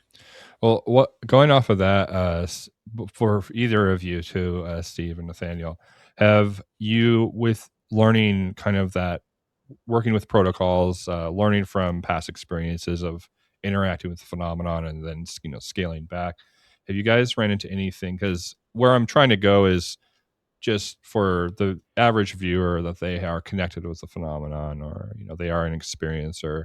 Are there any form of protections that they could work on just with their kind of having that engagement? I know that we've talked about the many faces, the rules that they will break. They will perceive like, oh yeah, no, these are the rules we abide by, and then they throw it all out the window. But has there been any consistency that you guys have incorporated in your own research and looking into the phenomenon? I'll cover one thing. I'm just going to literally just say a sentence, and then Steve will go into the iron, and he's going to kill that. He's so good at that part of this. So, he'll do that. But cut off all contact. Cut off all contact. When it comes upon me, like when I do too deep of research, I start feeling watched, and it's knockings, it's orbs, or um, it just puts me back as a kid in a haunted house I grew up in, where I just feel like I've got to get out. And that's when I shut down all contact. And I don't mean just contact, I mean research too. Because when we're experiencing the phenomena, we're being experienced by it. And when you're reading these books, you're reading the author. You're encountering a lot of that too, even if unintentionally. And so what I do is I cut off everything. I put the books up. I get out. I leave. Um, and just hope, right? Pray that nothing comes back on me. But Steve is he's the master of this particular aspect of Yeah, it. I mean, it's the same for myself as well. I mean, basically, when we're doing our research and something really does come around, then we just go on sabbatical, don't we? You know, that's the best way to deal with it, to be honest with you. And it is a cleansing process because nobody wants to turn around and say, get rid of all your iconography, especially when I've got over 3,000 books. You know, I mean, it's just, you know, you wouldn't want to get rid of your iconography, would you? You know, you really got to sort of take a massive step back and just clear, you know, just cleanse from the phenomenon. And then we kind of sneak back in again, you know. We just got to be tricky and things like that, you know. But, you know, for other people, I don't want it to ever get so far to a point where I'm turning around to somebody and saying, because I've had to in the past, get rid of all your iconography. And they're looking behind them, they've got like hundreds of books and videos and all sorts of things. And they look, and I went, get rid of all your iconography. If you want to be completely shed yourself of this, that's what you got to do. You know, and I don't like it getting to that point. You know, I always say to people, contact me well before it ever reaches that point. But there are a number of things that can do. We do know that the manifestation process seemingly utilizes RF, high frequency RF. And the RF is disrupted through iron, in the presence of iron. Wearing iron, having iron in the vicinity of where you have these experiences is a positive. And it does work. We keep asking these same people. And I say, what are you doing? They said, oh, we're doing this, this, and this. And I thought, oh. And then they say, yeah, well, we got that from you in a video or your lecture about 5 years, 6 years, 10 years ago. And I said, did it work? It works. It didn't, sometimes it's different hierarchy of these things. Sometimes they've all will agree that they've all deterred so much, a considerable amount. In the presence of iron, you can actually do even better as well, because whilst you're doing that, iron helps, but phenomena tends to target people when they've got low iron in the bodies. So supplement of iron always helps, intake. Sometimes a cocktail of omega-3 can help as well, along with those supplements. And I would also say for negative type phenomena, which you'll find is intrusive more by night than it is during the day, because there's no UV around, is introduce UV to the bedroom with small lamps, small bulbs, and you don't see much of them really. They're very dull, but they're not. If you can see in the ultraviolet, of course, your whole room's lit up in the ultraviolet, but you wouldn't know. Because the eye doesn't see it so much, just sees the slight glow of blue around the actual lamp or the bulb. But that has also been helpful. I mean, hey, we know that phenomena is literally, we've tracked phenomena around the house by basically applying UV. And it's a bit like a game, really, when we're trying to get it into one location, which we did. Wow. Yeah, we got it. We got it trapped in location. And then that is when we had a little bit of help of what we're getting rid of some of the stuff. But those sort of things, and probably, I think what else helps is cameras. I mean, Fringe is using a camera, isn't she, because of her experience? And she's even takes it into the bathroom, bless her, because nowhere is off limits for the phenomena. Don't think you've got your own privacy in the bathroom. I know it's horrible to say to people, but it's absolutely true. It's realism is here. She has to take it into the bathroom with her. It's a small camera. It's Wi-Fi because they can't it's Wi-Fi, so it goes to a cloud. So there's no wire.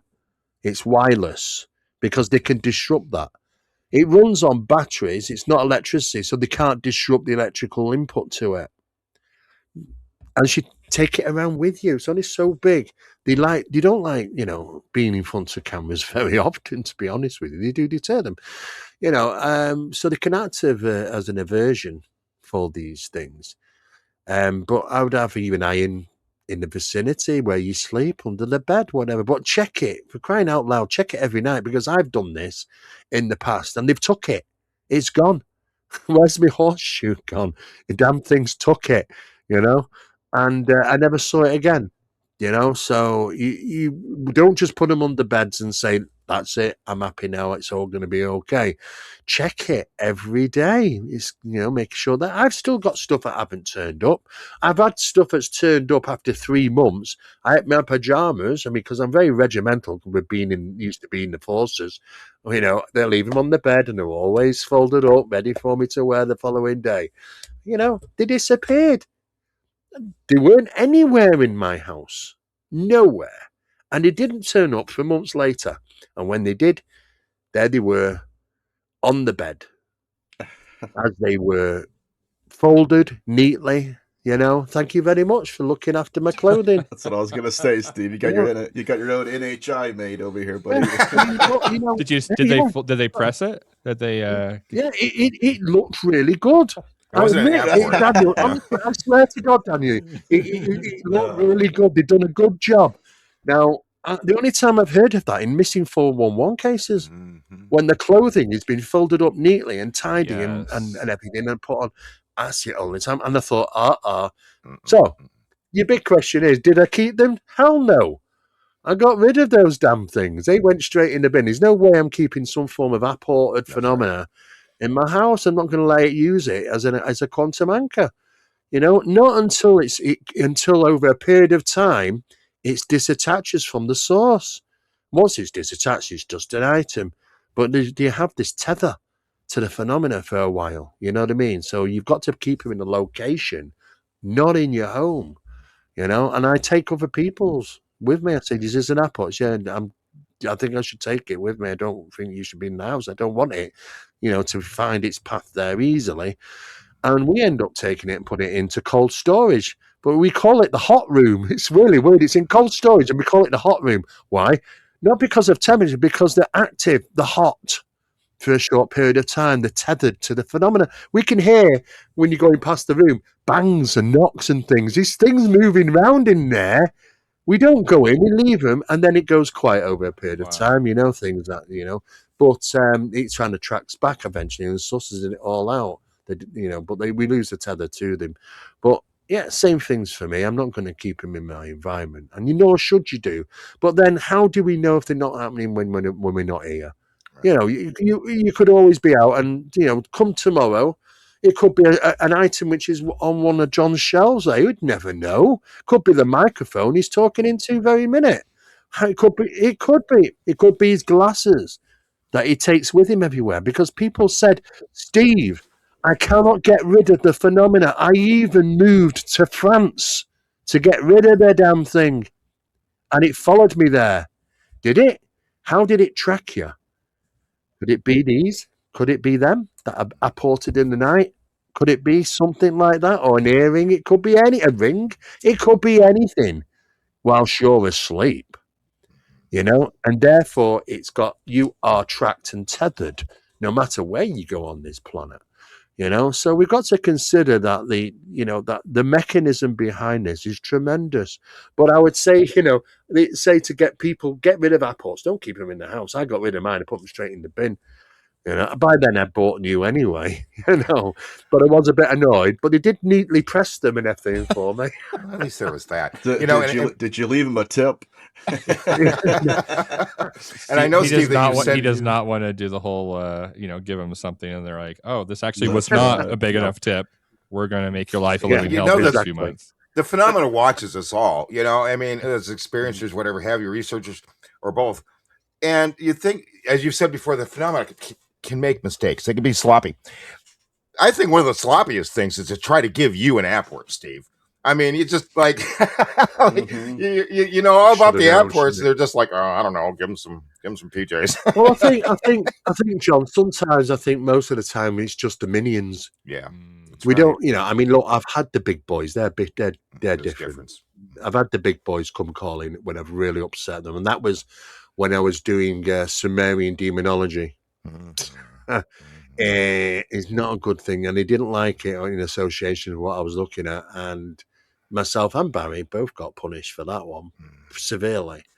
So we had to really cool that down. But they were the big boys that came in. You can tell they're different. They get through all the defenses.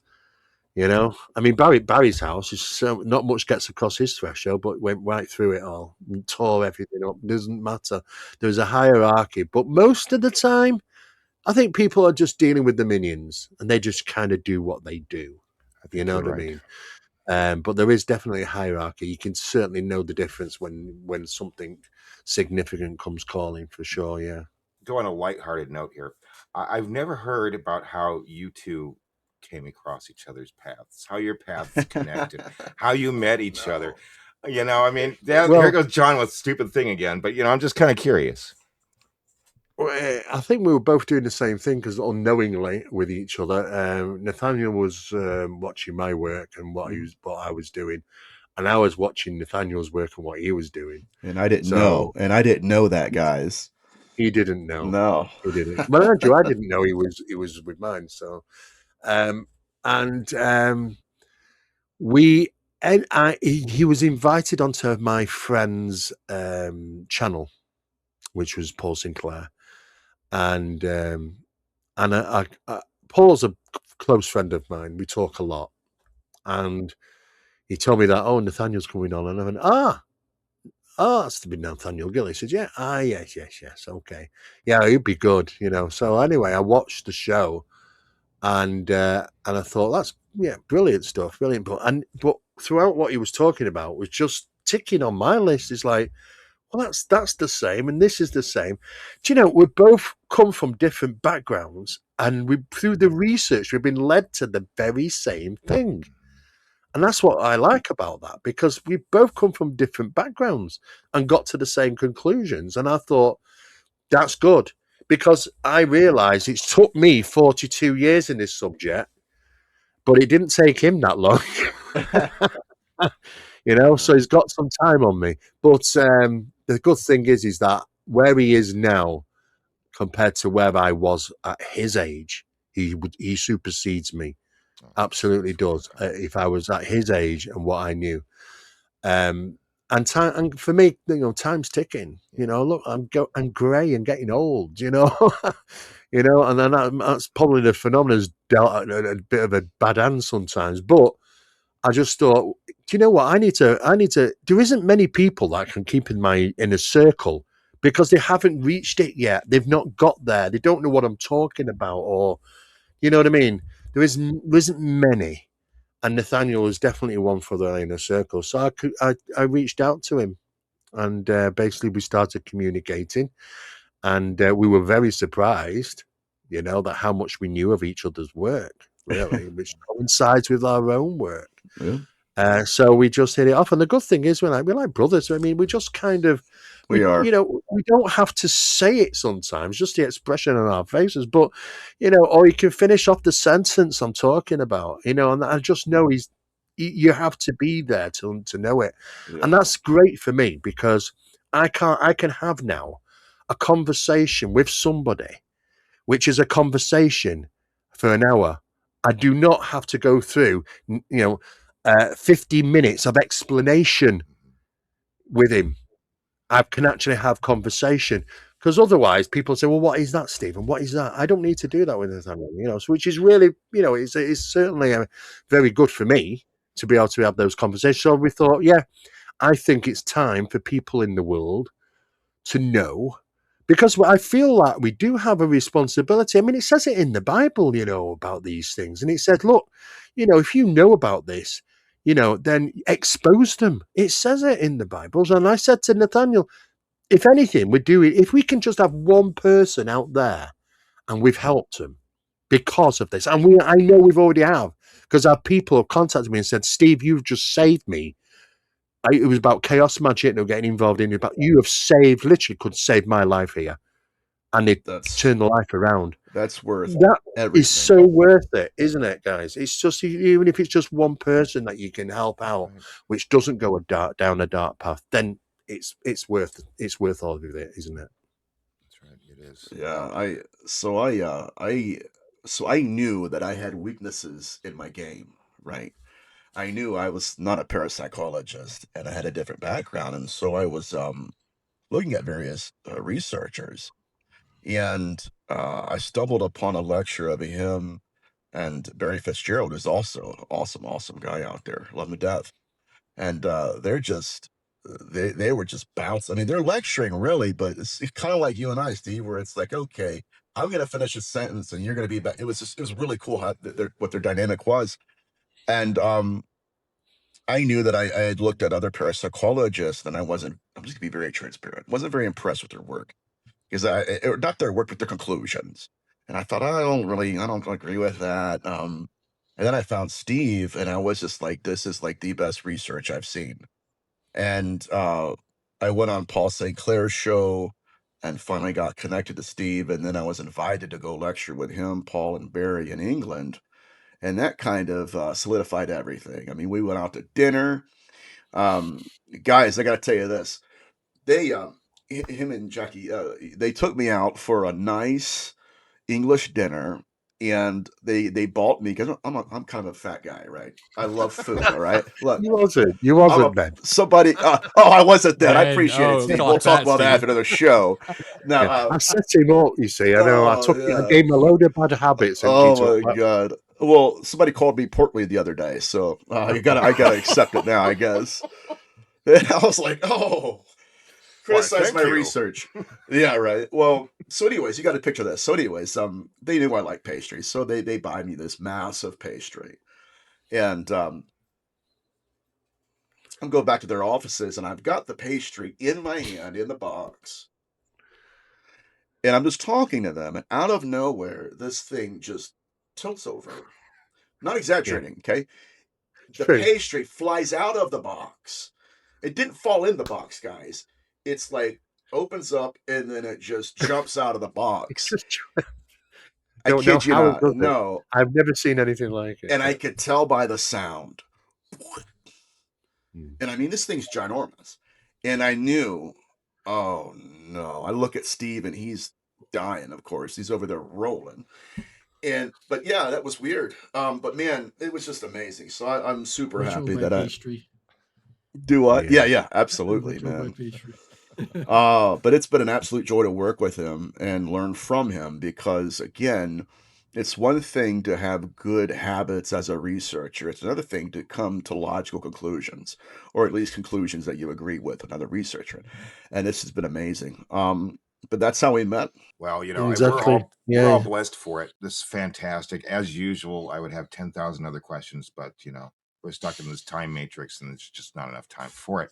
But what I wanted to touch on before we leave is Nathaniel Gillis, Parasymposia. Could you tell us about that a little bit?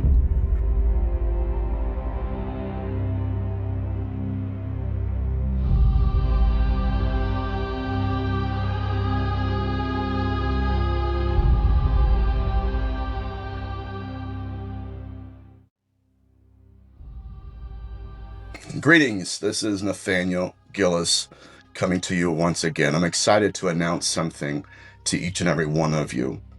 After years of giving lectures and interviews, I've had countless people encourage me to launch something of my own, a space where I can freely share my research, my ideas, and some of my discoveries. So, without further ado, I've decided it's time. Welcome to Parasymposia. This is a platform dedicated to exploring my work in necronetics, as well as the broader world of the paranormal. Now, as you will see on the site, there are 2 tiers available for those who wish to engage. The first tier is completely free. This is offering access to compelling content and unique research insights. The second, however, is in fact a membership. This unlocks deeper access and exclusive material curated specifically for Parasymposia's most dedicated members. So, take a moment to explore the site and see what each tier includes. So on behalf of Necronetics and Parasymposia, most importantly, on behalf of Nathaniel Gillis, thank you for visiting the site.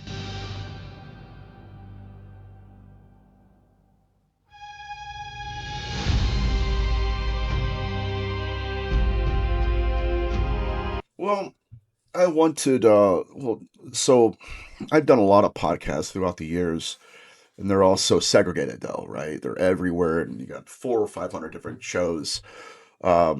and I wanted to put my lecture series out on necronetics, and I had other people that wanted to buy the lecture series. The problem is that's their intellectual property at that point. I didn't want to do that. So I needed to have my own dedicated platform to put all of my research up, um, and just for me, so that people can go to one location, and find all my work. So it's parasymposia.com, and I'm going to be uploading all the NHI discussions with Steve and I on there. It's really cool. I should have done it before, and people told me to. I didn't think about it, but I've got mine, and then Steve's got his channel, which is even better. Oh no, that's not a website. It's just a YouTube channel. It's just where I can share information about the work that we do, Project Doorway, Project Enigma, and the other works, the scientist experiments, and just keep them up to date with the things where we currently are. And but what I like about Power Symposium is it's an option of becoming a place for this particular subject of the NHI discussions, which a lot of people aren't talking about. A lot of people don't. A lot of people know some bits, but won't go there. They don't go into that subject. They might know why. They might feel a little bit uncomfortable or something. I'm not sure. But we're going to be specialists. We specialize in that area, so it's the place where you can go to, and it's not just about us, because we do bring other guests in who equally have done something towards the subject of NHI discussions, and they might be through experiments, they might be through experience, but it's all connected, and we want to just try and let people know, that they don't need to feel alone if they're having these experiences. There are people you can contact, and there are things. Don't ever think that that you have to give yourself up to it, that you can't win. There are always around things to be able to deal with about getting control over this subject. There are things that they can do to make their lives better. And they just need to put it all in one place for them to find it. So I think Power Symposium is a perfect location. Great, great.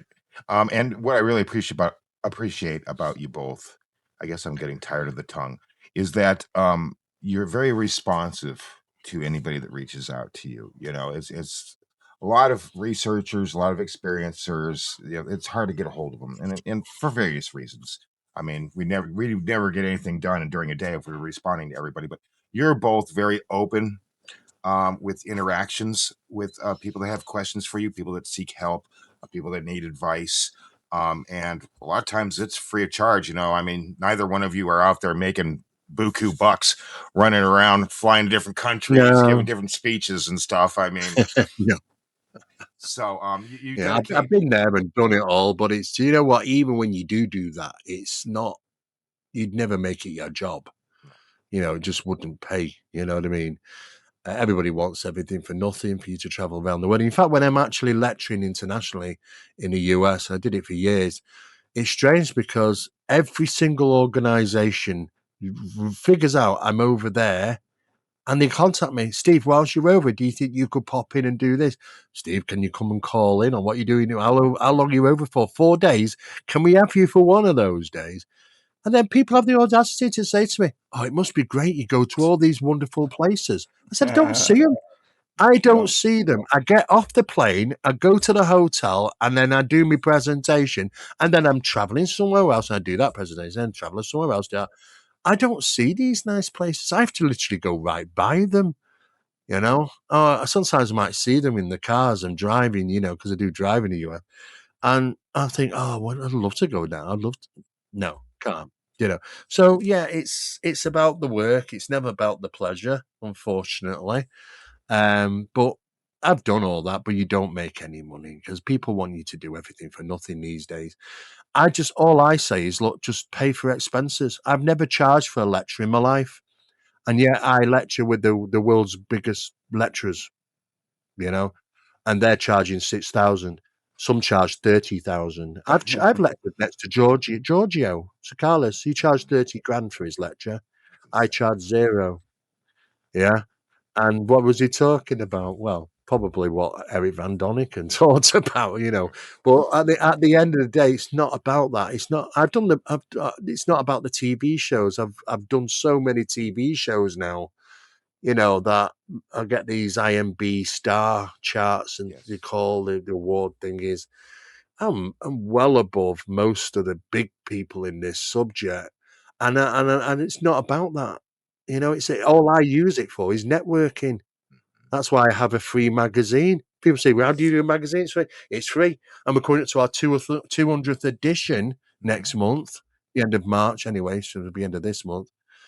200 editions, and that's basically because every single one's free and goes out into 12 countries and 4 languages. It's completely free, available to get every month. Why do I do it? Because it's networking. It's breaking down barriers in communications with other countries so we can learn more. I mean, we're in contact with people from all over the world, including Brazil.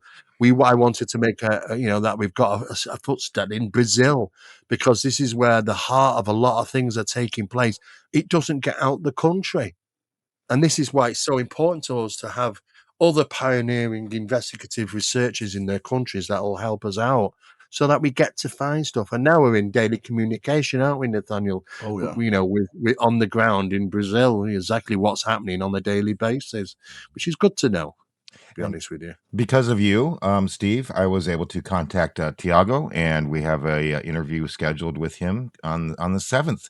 So this Brilliant. just shows that the great things that can happen if we stay connected and communicate and have respect for each other. That's what it's all about. It's always been who you know, not what you know, isn't it?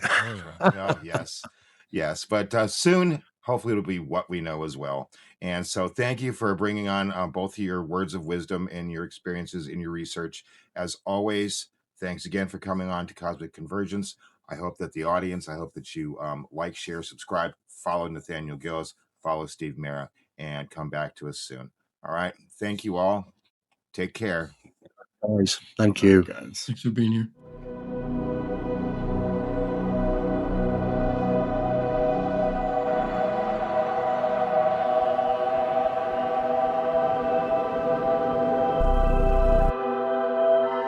Bad monkey.